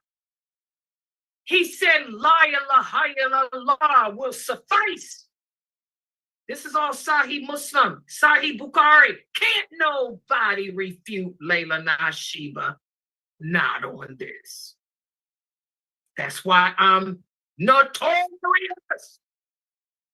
Layla Nashiba notorious because you can't refute me. I'm speaking the truth. Notorious. Telling you what you don't want to hear. Notorious. What you don't want to accept. But it's the truth. Fall back. Muslims in America, fall back. Fall back on La ilaha illallah, Muhammadur Rasulullah.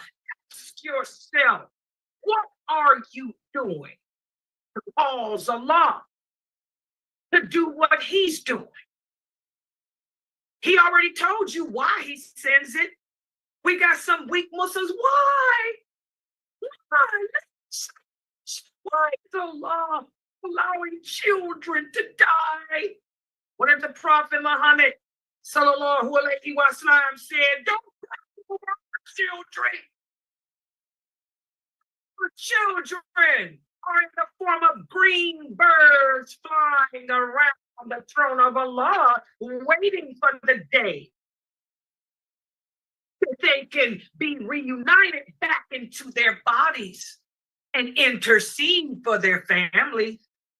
So what are you weak Muslims crying over the children for? Parents ain't crying over the children. Their parents ain't crying at all. Just like the companions. That woman who lost both her sons, she said, you know, I lost my husband and now I lost my boys. And oh, Prophet, you know how much my boys meant to me. Tell me, was it worth it? Tell me.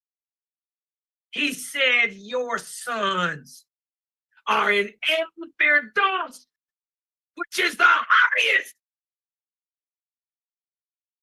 So don't cry over your boys.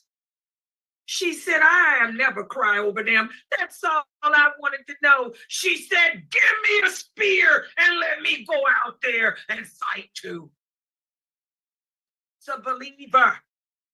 That's how the believers roll in times of goodness and in times of fitting. You people got it? You weak Muslims in America who thinking that the Kafir is going to save the world? Y'all got it? War comes from Allah. You can't stop it.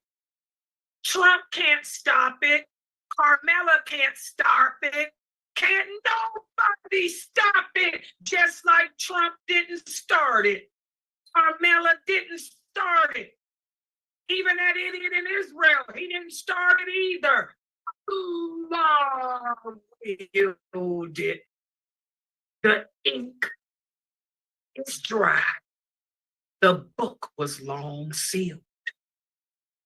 You Muslims, you weak ones, you have to be like those companions and submit.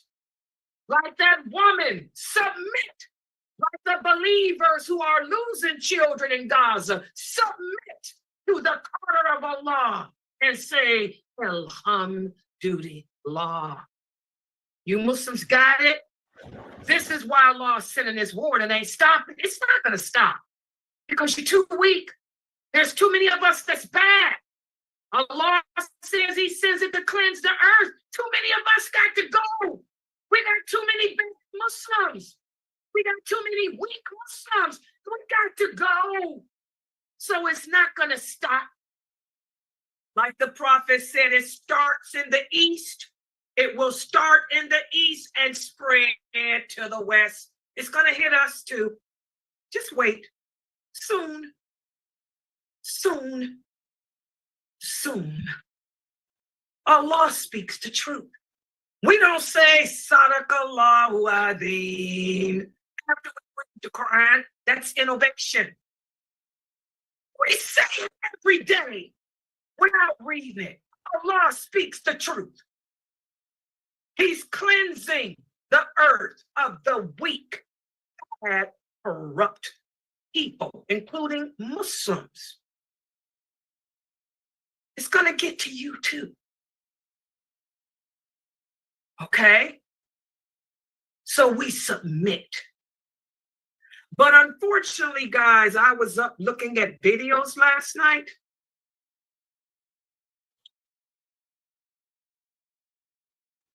You brothers need to stop talking about politics in other countries and put your nose right here in America where it belongs. What goes on in Saudi Arabia ain't none of your business. It ain't even affecting you. What goes on in the Emirates, what goes on in Kuwait, what goes on even in Gaza, it ain't got nothing to do with you. You better put your nose right here because we are twisted. The Muslims here in America, many of the leaders who call themselves scholars in America, you guys are twisted.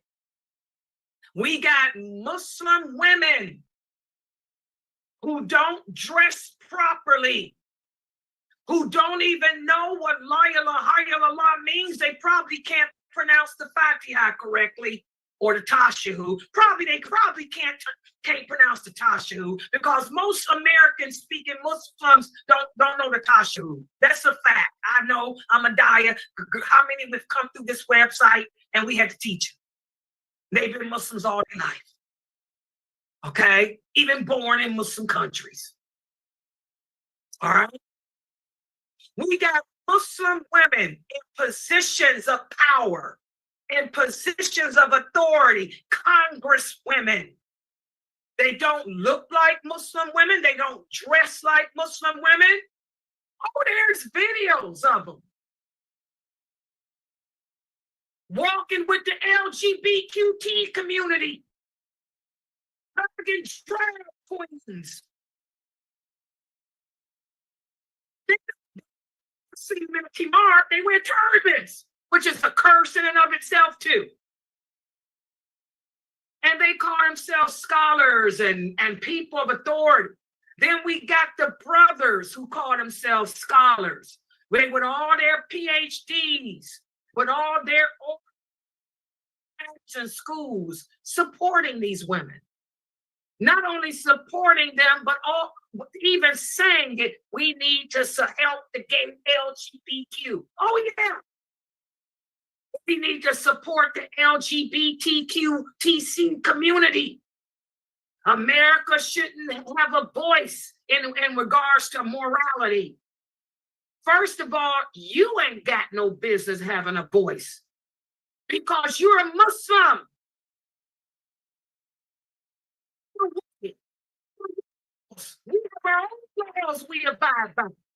We respect the laws of the land. But we do not take the laws of the land that contradict our Islamic values and incorporate them within ourselves. We are to enjoin what's good, forbid what's evil. We don't sit there and blend them and blur them together and mix them, talk about the good outweighs evil. No good in homosexuality. Period. Allah says it's one of the 10 worst sins any person can commit. He destroyed a whole nation of people. Hello. We don't stand with that. We don't stand with any morals that contradict ours. We do well better. We distance ourselves from that. That's why you Muslims in America ain't got no business getting involved in the politics here. We live in this country. We respect the rules here. We're citizens here. But we know when to hold and know when to fold, just like those companions. They knew when to hold and when to fold with the Abyssinians. They knew when to hold and when to fold with the Romans. They knew when to hold and when to fold with the Persians when they lived in their countries. You keep your mouth shut and do what Allah said, fall back on wala wal bara, fall back on la ilaha illallah. And that's what we're going to be talking about today in this class, in this book, written by Sheikh Kareem Abu Zaid. May Allah bless him and forgive him of his sins. I mean, because he put it in English for you American Muslims to read and understand what La ilaha illallah means. We're going to talk about inclusivity, because that's what your Muslim leaders in America are today. They belong in the group of inclusivity. What does that mean? They include themselves into the politics of America, include themselves into the business of America, even that which contradicts our ideology. And they blur the lines, and they mix them together. And this is what we're not supposed to do. This is what the Prophet warned us to not do. This is what will bring our destruction. The Prophet, sallallahu alayhi wasallam, what's the source, Sahih Muslim? He said, he asked Allah. He said, I asked Allah for 4 things. One of the things I asked him is to not allow my nation, my ummah, to be destroyed by its enemies. He said, Allah gave me that. But Allah said, your nation will never be overpowered. It will never be destroyed by its enemies. But I'm here to tell you, O Muhammad, your nation will be destroyed by itself. You Muslims will oppress yourselves, each other, imprison and kill each other. You will adapt the ways of the unbelievers, mix up with others, destroy each other. That's what your leaders here in America are doing, that you call Muslim scholars. I keep telling y'all, scholars come a dime a dozen. Give me a dime, I'll show you 12 men in your circle who you consider a scholar because they know more than you. The true scholars, ain't no true scholars sitting up here in America advocating that garbage. How can you be a scholar of Islam and you're advocating and supporting gay rights? Can you be a scholar of this religion and you don't know your place as a woman? Where is your place? You forgot what your role is as a Muslim woman. You don't even know the Fatiha, probably. When is the last time you prayed? I can't see you taking a break from the drag queens to go make salat in the corner. I can't see you taking a break from the gay rights march to go make a salat in a corner when you had got a turban on. You don't even have a jilbab on. We have to get it together. And that's what we're going to be speaking about tonight.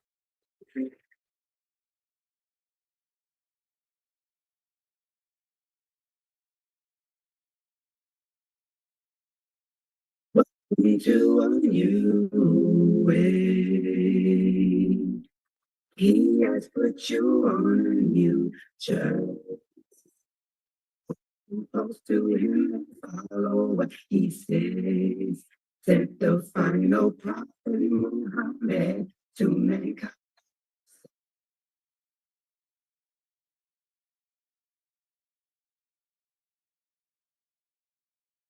Alhamdulillah, wa salat, wa salam ala wa rasulullah. I want to welcome everybody to our first class for tonight, which is our Aqidah class. And we are studying from the book entitled Get to Know Your Lord. And again, this book is written by Sheikh Kareem. No, not Get to Know Your Lord. This is Diluting El Wella Well Better, Volume 2. And this book, the whole series is written by Sheikh Kareem Abu Zaid. And I strongly, strongly encourage everyone to go to Amazon.com. This whole series should be a part of every English speaking Muslim's library, because I have not seen any series that details the meaning of La ilaha illallah Muhammadur Rasulullah in detail as Sheikh Kareem Abu Zaid has done in this series. So much so that this is now part of the Sunnah Followers curriculum. So you need to buy all 3 of the books, because we'll be teaching it over and over and over again here at Sunnah Followers. When I'm done with this, we'll go back to the book, Get to Know Your Lord, which is the first of the series, so we can re-examine what it means to believe in Allah. So the book is $19.99. Please purchase it. All the money that you spend buying these books will go to help keep SAFAUSA.org, which is an online Islamic school from grades kindergarten through 12th grade, accredited schools that Sheikh Kareem Abu Zaid has put together. You'll be able to keep the tuition down, inshallah, so you can homeschool your children, because nowadays we're living in a world where it's just not safe anywhere.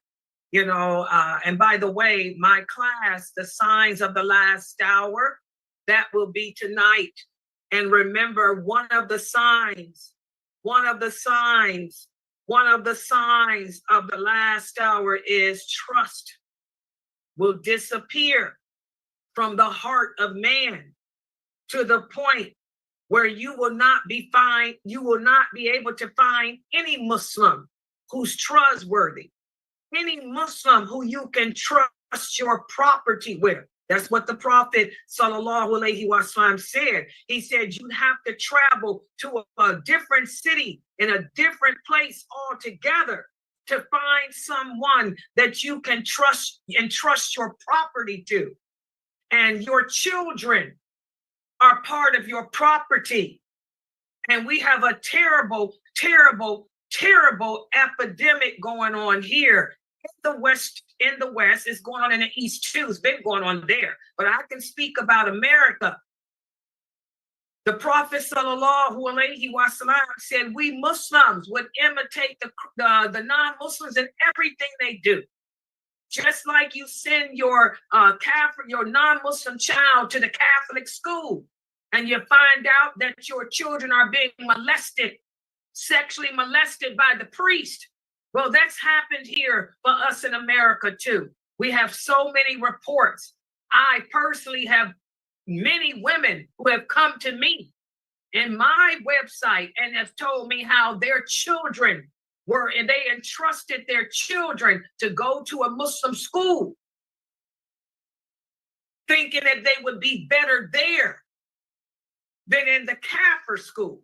And they find out that the children were molested or abused, degraded, bullied, just as bad as they had been in the Kafir school. So what was the difference? The child is seeking therapy. The child is messed up for life. So we're living in those days of fitan that lead up to the war against Islam, which is happening now anyway. So I'm telling you guys, the Prophet sallallahu alaihi wasallam said it would be so bad that the best thing you can do is take your property and go to a mountain, live alone by yourself on a mountain somewhere. Well, I put in there homeschooling your children. And then even in our homes, our children are not 100% safe because we got a lot of molestation going on inside the homes too. But as far as seeking an education, your home is better for you. So please buy these books because that money will help to keep the tuition low at safausa.org, which is an international online home school where your children can get a secular education and also learn aqidah, learn what it means to believe la ilaha illallah in the comfort and safety of their home with you. You parents, you women, there to protect them. That's your job. As a Muslim woman, it's your job to protect your children. Your job to protect your children. Just like it's your husband's job to protect you, it's your job to protect them. And another one of the signs of the last hour, the Prophet sallallahu alaihi wasallam said gender roles will become reversed. Women will end up taking on the role of men. And that's what's happening. You're working, you're out making money. You shouldn't be working. Stay at home with your children to teach them this religion and protect them. Let your husband work. Let him work 10 jobs if he has to, because that's what he was created to do. The man was created to provide and maintain. If y'all need more money, you need 2 incomes, go get 2 jobs, Aki. One of the, I order Starbucks every day to be delivered because I don't have the time, y'all know, to go out and buy it because I'm always teaching or streaming. Today, when I ordered my Starbucks, a man brought it to me, you know. I opened the door, thank you. He said, oh, assalamu alaikum, Sister Layla, how are you? I said, oh, wa alaikum salam, you're Muslim. He said, yes. He said, I love your classes. He said, I listen to you. Wife used to work. He said, my wife, wallahi, he told me this today. My granddaughter was here. He said, my wife used to work. And I know what's going on. I know what's going on in the Muslim schools. He said, not just in Texas. He said, right here. I said, where we live? He said, right here. He said, so I told my wife to quit her job. And she quit. I told her, you stay home. You stay home with the children. He said, and I already signed up for Kareem Abu Zayd. He knows Kareem Abu Zayd because Kareem Abu Zayd has been here giving lectures. And they got flyers here. One of the masjids where I live, Masjid Ukhba, they're always passing out flyers, advertising his homeschool too. He said, I got a flyer from Masjid Ukhba. He said, and I told my wife, called them. We're trying now. He said, I signed my kids up for Safa USA. He said, it's not just Texas. He said, it's right here where we live too. He said, you can't trust your children with anyone. And then he told me, thank you, Sister Layla, for speaking out. He said, thank you, Sister Layla, for speaking out. And then he reached in his pocket, guys, and he gave me a $20 bill. I said, excuse me, what's this for, Aki? He said, I'm paying for your Starbucks for you. Because I always order 2. I said, wait a minute, I already paid for it. He said, for the next one, your next 2 are on me. He said, but thank you. Thank you, Sister Layla, for speaking about this problem that other Muslims don't want to speak about. He said, our children are not even safe in the Muslim schools. He said, it's happening everywhere, not just in Texas, even here where I live. A child ain't safe no more, guys. You sisters, you know, we have to stop getting things twisted. Don't get it twisted.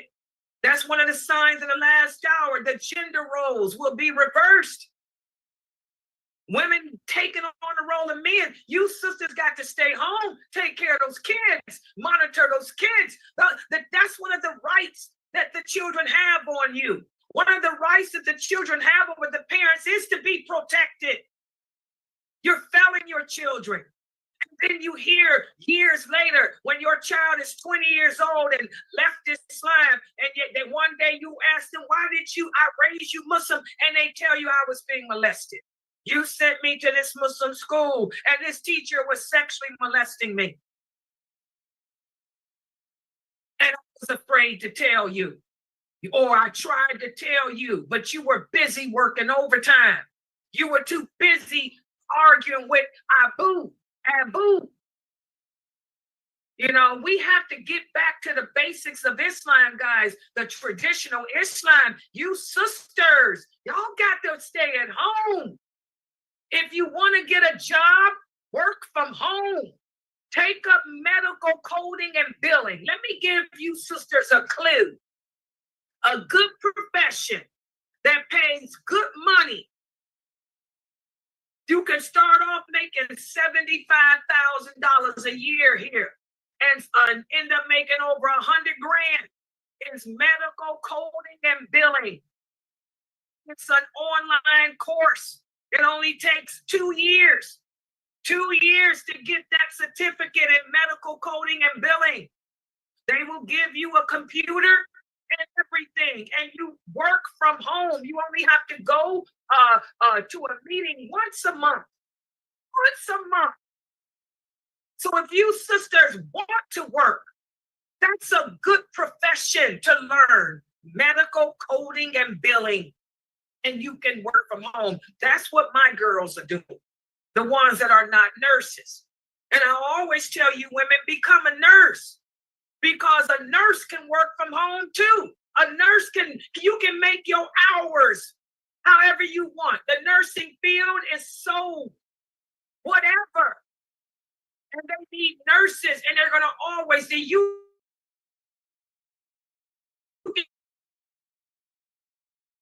Can make your schedule however you want it to be, where that way you can protect your children. We have to think about it as Muslim women. Our job is the children. The Prophet said every one of us is going to be asked about those who we were guardians over. You are the guardian over your husband's property and his children. You don't fail your kids, sisters, because you're trying to chase this dunya. The Prophet sallallahu alaihi wasallam said all these calamities that befall us as an ummah will be because we're too busy chasing this dunya.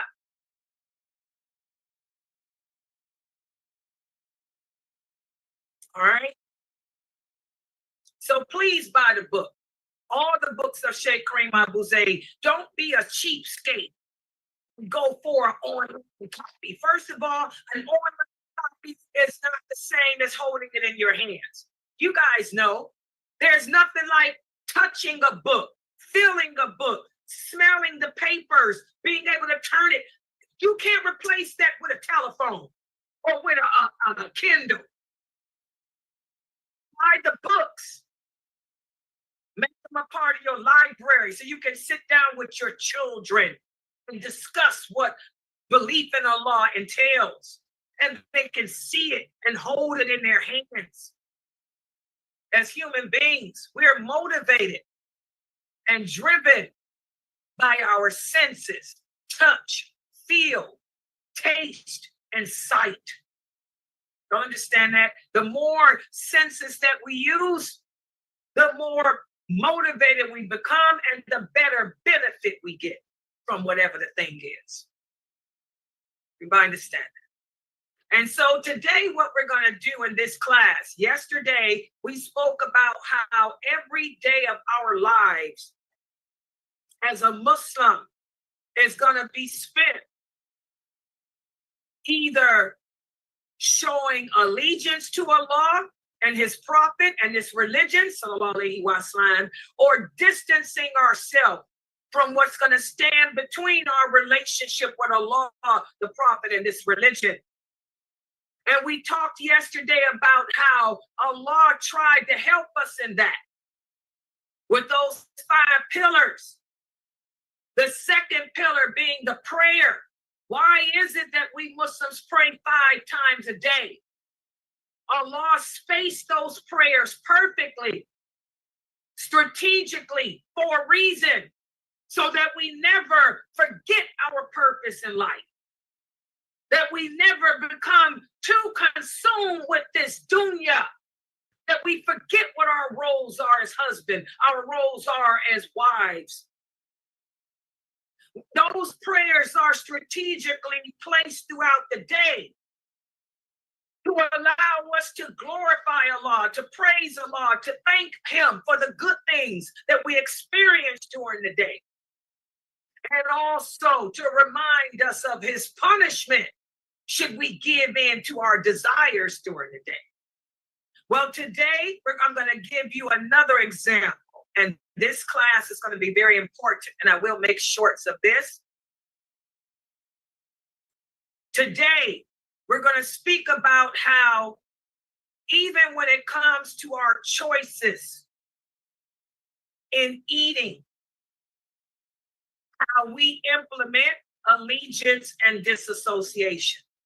Now, I'm going to answer the question that many of you Muslims have. And I want y'all to pay attention because there will be a quiz after today's lecture. What's the difference between halal and zabiha? We're going to talk about that because this is another issue. As the man who delivered my Starbucks today shared with me, he said, do you know, sister, in the community here, they're still arguing. They're still debating about what's lawful for us to eat in regards to the meat. And he asked me, he said, Sister Layla, I would love if you would address that. My wife would love if you address that. I told him, well, subhanallah, that has already been addressed in the book, Diluting El-Wala Wa-Better by Sheikh Karim Abu Zayd. He knows him because he's a member of the mosque that always brings clean air. I said, and I will be discussing it tonight. This is part of the curricula for tonight's class. I'm going to break down. I hope the brother's listening. I know he's door dashing because this man works 3 jobs. He's an engineer. Check it out. And he's an accountant. Check it out. He keeps the accounts for the mosque down the street. And he's a door dasher. He said he made his wife quit working. I live in a high-class suburb. You know, the median here is what? What's the median here? Carmetta, what, 60?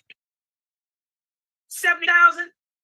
The median here where you make is $70,000 a year on up. So this is high class. So you got to have 3 incomes. He made his wife quit working so she can be at home and homeschool her kids and teach them the deen. And he's working 3 jobs. Door dashing is one of them. And he keeps accounts, he say, with the mosque down the street. But anyway, I thought it was amazing that he asked me this question about what's halal and zabiha, because that's the class for today. So, brother, this is for you, and this is for your family. And may Allah bless you with the best of this world and the hereafter. And may Allah forgive you and your wife of your sins. Ameen. And I hope your wife is listening. I want her to know I am proud of you. That was a big sacrifice you made. Because his wife's a professional. But she gave up her professional job to be at home with her children because of what's going on in the Muslim schools. Sad. So let's put the PowerPoint up on the screen. And may Allah bless you, bro. Oh, where was he from? He's Arabic. Oh, this sister lives here. Yeah, you know, a lot of Arabs live here in this city. Yeah, and this is my suburb. Yeah. Yeah, you know which mosque. Yeah, she says she knows. the mosque. Yeah. Yeah. Okay. Yeah, he was Arabic. You know, it's a lot of them. I'm gonna tell y'all something. I am so proud. This is for all the Muslims here where I live that's listening. I'm so proud of you, brothers, because I noticed when I do, because ever since I had my total knee replacement surgery, I don't go out shopping because if I got to buy a lot of stuff, I live up on the third floor. I got to walk up 3 flights of steps. That's too much for me. So if I got to have some intense, I need cat litter, cat food. That stuff is heavy. Toilet paper, Bounty and all that stuff. I DoorDash it. I Instacart.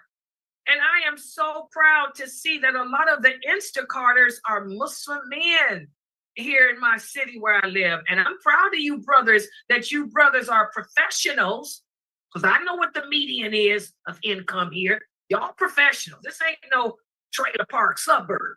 Ain't no hood. You brothers are DoorDashing and Instacarting to take care of your families. That's going to be a blessing for you on the day of judgment. And may Allah bless you, brothers, for that. I'm proud of y'all. Keep doing it.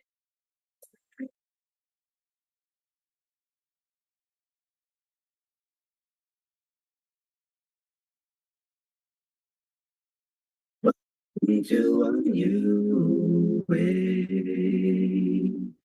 He has put you on a new journey. To him, follow what he says. Take the final prophet Muhammad to mankind.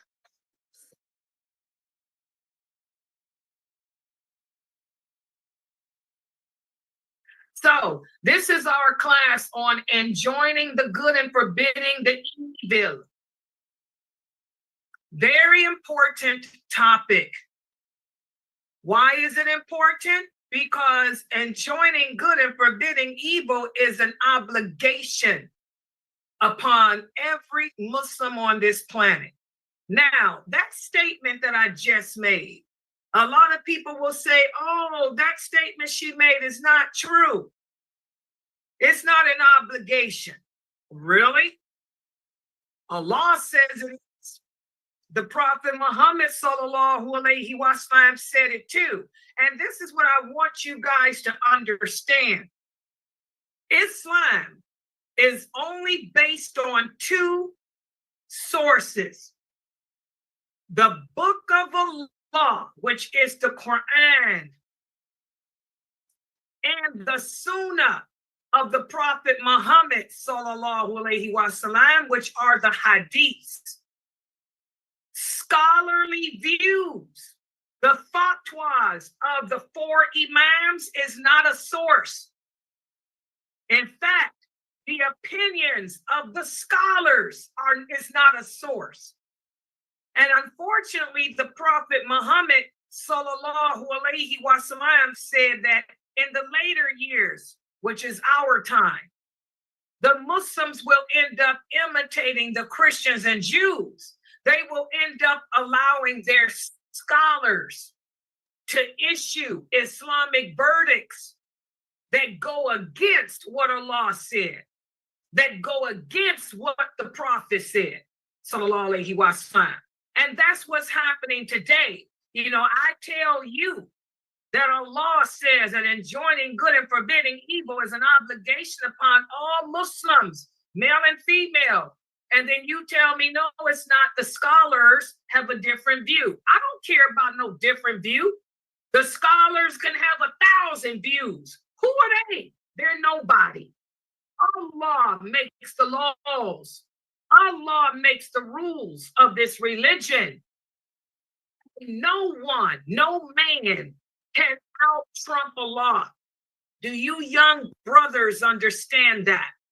No man on this planet, no man created, no jinn created, can issue an Islamic verdict that contradicts what Allah or that Prophet Muhammad said. Y'all understand that? So don't tell me, oh, sister, you're wrong when you say that enjoining good and forbidding evil is an obligation. That's the scholars got a different view. I don't care about them. I'm right. Because they don't out-trump the prophet. The same with the companions. I tell you guys all the time, Allah also says in the Quran that our understanding of this religion should be the same understanding that those companions said. You ask me a question about something, I'm going to give you the answer from the Quran or from the authentic hadith of the Prophet Muhammad sallallahu alaihi wasallam. And then if you ask me a question about something that is not detailed, but it has been detailed by the companions, I'm going to give you the original companions' understanding of that issue. I don't care what the scholars say, because they don't out-trump them. The four Imams do not out-trump Ibn Abbas, Ibn Masud, Ibn Umar, Aisha, or any of those originals. Y'all understand that? This is where the Muslims have deviated today.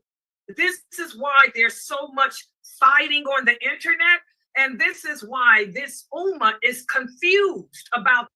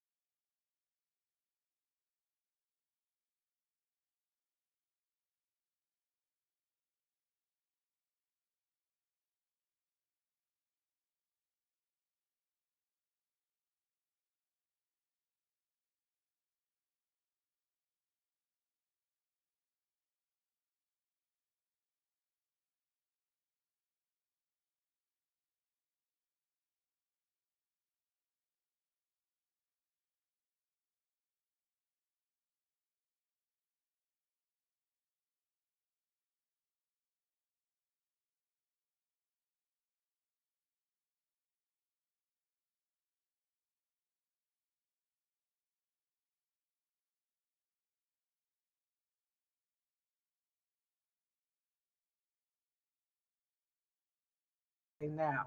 I'm assuming you guys can hear me. I hope somebody can. If you can, type, because I'm testing this program.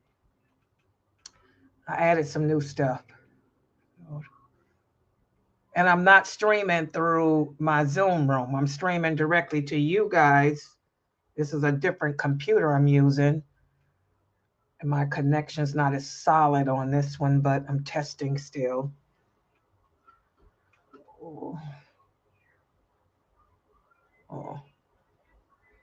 Oh, you can hear Shams? Okay, good. Okay, give me thanks. Okay, hold on. I'm not using that Zoom room. And it's something that they added to this program. By the way, guys, for those of you who are here, the 6:30 class of mine will not be held today. We have Brother Muhammad Ziada. He's going to be speaking about raising kids in a non-Muslim society.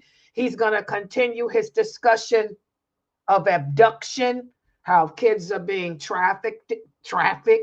You know, he's a law enforcement. So he'll be here at 7:30. And then at 9 o'clock tonight, we have my Mecca Siddiq Tafsir class. Okay, so I kind of changed the schedule around today.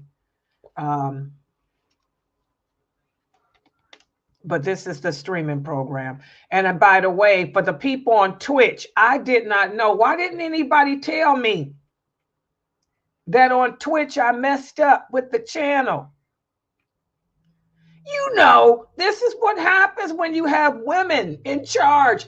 This website, I'm telling you, brothers, this website is run by a bunch of women. It's me and my crew, my little crew. We females. Ain't no man involved. The men are freaking out over the war. Yeah, I used to have a brother to help me, but he can't get past Gaza. He's crying somewhere and buried his head in the sand, wondering why Allah. So it's just a strong old women, and nobody told me that I had messed up the Twitch thread. I did not know that I wasn't streaming on Suna followers on Twitch. I was streaming under my name, Layla Nashiba. Okay, I was wondering why I didn't see that many Twitch people. So that's why a lot of people was on Rumble. I got a lot of people using Rumble because they couldn't use Twitch. But now I fixed the problem. I realized it. But let me test it because for some reason it's not connecting. So I'm going to just stay in here, Shamsa, for a minute. Let me know if, because I got to see if I done connected Twitch. I'm going to leave out the studio and then come back in. So hold on, let me set this up right. Leave out.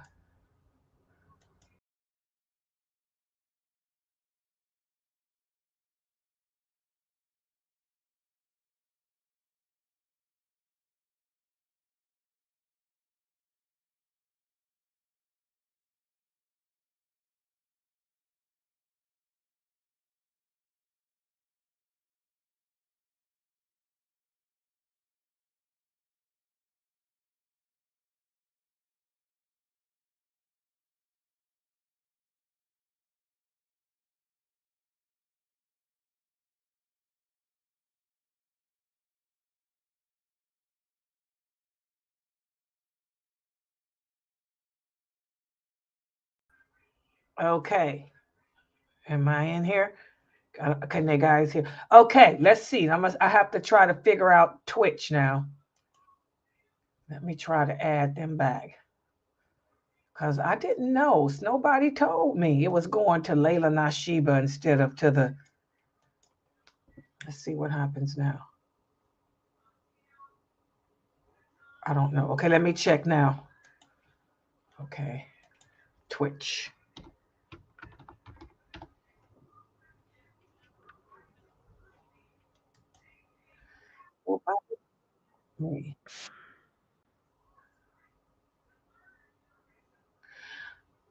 You know what? For the people on Twitch, it's telling me.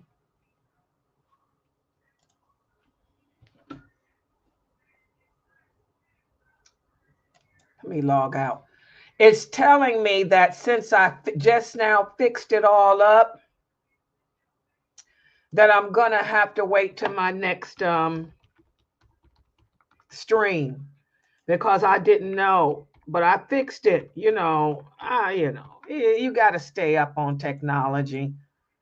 Let's see, I'm logging back in there now, but yeah, it's not going to show this stream because it's too late. But inshallah, I got the schedule on Twitch, and it lets you guys know the next stream is at 7:30 p.m. Eastern Standard Time. So when I log in at 7:30 for that class with the brothers, it should stream to Suna followers instead of streaming to Layla Nashiba. I apologize for that, guys. Nobody told me. I don't have anybody. Fam is missing in action. Oh, yeah, it's telling me right here. We are having trouble streaming to Twitch. This may be an issue. We'll keep trying to let you know. Please check Twitch, and it's not there. If this continues, then you have to create a new live stream. That's what it's telling me. Or just remove it. Okay. That's why. I have to create it. So when I do the next stream, inshallah, it should be there. Nobody told me. Y'all see what I went through yesterday trying to put Rumbo together. I couldn't even ban. I didn't know how to ban. The brothers are missing in action. They're freaking over Gaza. So it's me and the old ladies. Me and the old ladies who can't even see. You know, they can't see. They trying to figure out how to work it, but we figured it out. We know how to ban on Rumbo now. All right. Okay, I'm gonna close this this stream. And remember, guys, the next live stream will be at 7:30. Brother Muhammad Ziada and Dr. Ibrahim Dramali. Let me give y'all an example of that, what he's going to be talking about while I'm on this computer. Let's see if I got that set up in here right. Let me test that too.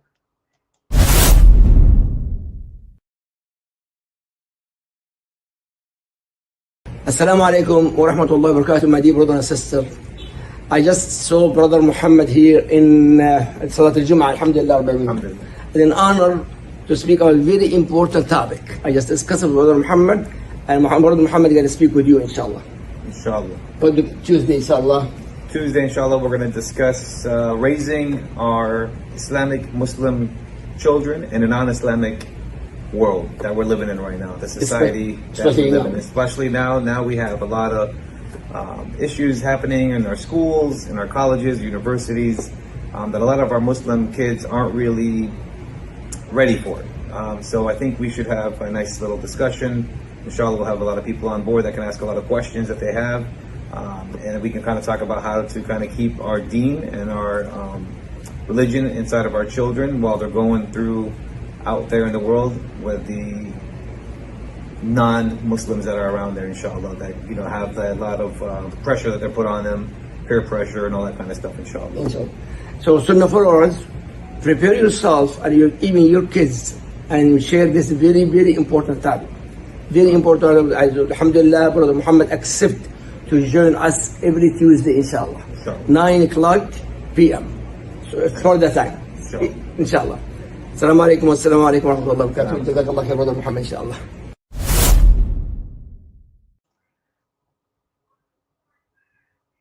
Am I back in there? Yeah, so that's going to be tonight, guys, at 7:30. Yeah, that's the 7:30 class. But and then I'll have the Mecca Siddiq Tafsir at 9. And by the way, I did post up the pages for the Mecca Siddiq Tafsir. I'm getting ready to work on that PowerPoint. Yeah. Oh, the book. Oh, yes, the new book for the kids. Please buy it. Yeah, it's so. Did you see it? Okay, there's 2 books that Sheikh Kareem made on prayer. We're doing this one, the one for the kid. Let me show it. He said, pray as you see me pray. Utter these words that you hear me say. Based on the Sunnah, worship Him, just follow Him. Oh, I'm sorry. Yeah, so that's the book. Did you see it? It's $24. Yeah, go to Amazon and you can pick it up, inshallah. All right, I'm getting ready to close this stream, guys. I'll be back at 7:30 with Brother Muhammad Ziada's class, okay? And y'all read up on the Mecca Siddiq Tafsir. Let me get busy with the other program. Assalamu alaikum. Yes, that was my playlist. Oh, you like those lectures? Yeah, those are the lectures I usually give before the classes. Yeah, you can find all of them in their own playlist. It's called Don't Get It Twisted. And that's what I said. I mean, I talk about so much stuff before the lecture, the classes. I just made a separate file for them. Yeah, so that's the Don't Get It Twisted. No, that's what I was saying. I mean, we're not doing the 6:30 because I got Brother Muhammad. Brother Muhammad Ziada is going to do his class on raising kids at 7:30. And what I'm doing is working on, I did not know that I was messed up on the other streaming programs. you know, Brother Ahmad ain't around to help me. So I got to do it all myself. So what I've been doing all morning since I've been up is working on the other streams. We learned how to ban on Rumble. We did that last night. But I did not know that my Twitch channel was messed up too. They told me that I was streaming to Layla Nashiba instead of Sunna followers. Yeah, so I've been working on the Twitch channel all day. I'm getting ready to test it in a few minutes. Because for some reason, I don't know why I'm not connecting it, but I'm getting ready to do another test. So if I go live again, y'all know that's a test just for Twitch. But I'm trying, so what I'm doing is instead of me doing my 6:30 class, I'm just working on the streams. I got LinkedIn together. Twitter is working fine. Facebook is fine. YouTube is fine. But the problem was Rumble and Twitch. So I got Twitch together, inshallah. I'm getting ready to test it again. I got to make a new stream, it's telling me. All right. So no 6:30 class, but you got Brother Muhammad Ziada. He's going to speak more about children abduction. Children abduction at 7:30. And then my class, the Metcalcidic Tafsir, will be at 9, inshallah. Yeah, I got to try to keep myself busy. Yeah, ain't nobody got time for no depression and anxiety and, you know, the dawah. I got to keep this dawah going. These brothers ain't talking about what needs to be talked about. A woman's got to do what a woman's got to do, even though ain't nobody listening but other women. But I still got to do what I got to do. Yeah. Okay, so I'm going to log off. I'll be in the Zoom room, guys, because I got to do the PowerPoint, and I'm going to test that Twitch again. Yeah, you got to keep busy, Kyra, because this is that time of year. For some reason, guys, this is the time of year that most people get depressed. You have the highest all kind of problems. So we got to keep it together, keep busy. And I'm keeping busy with the dawah. Yeah, we got to do what we got to do. All right, so I'm going to be in the Zoom room. Let me end this stream, and I'm going to come back live again to test Twitch. But because look at this. Here's another message they just sent. They're telling me, remove this destination, re-add it, and do another stream. Okay, the man called himself helping me. All right, guys, I'm logging out. It's time for my grib. I'm going to make my grib and try this again. All right, Subhanaka Allahumma wa bihamdika ashhadu an la ilaha illa anta astaghfiruka wa atubu ilaik. I'll be in the Zoom room.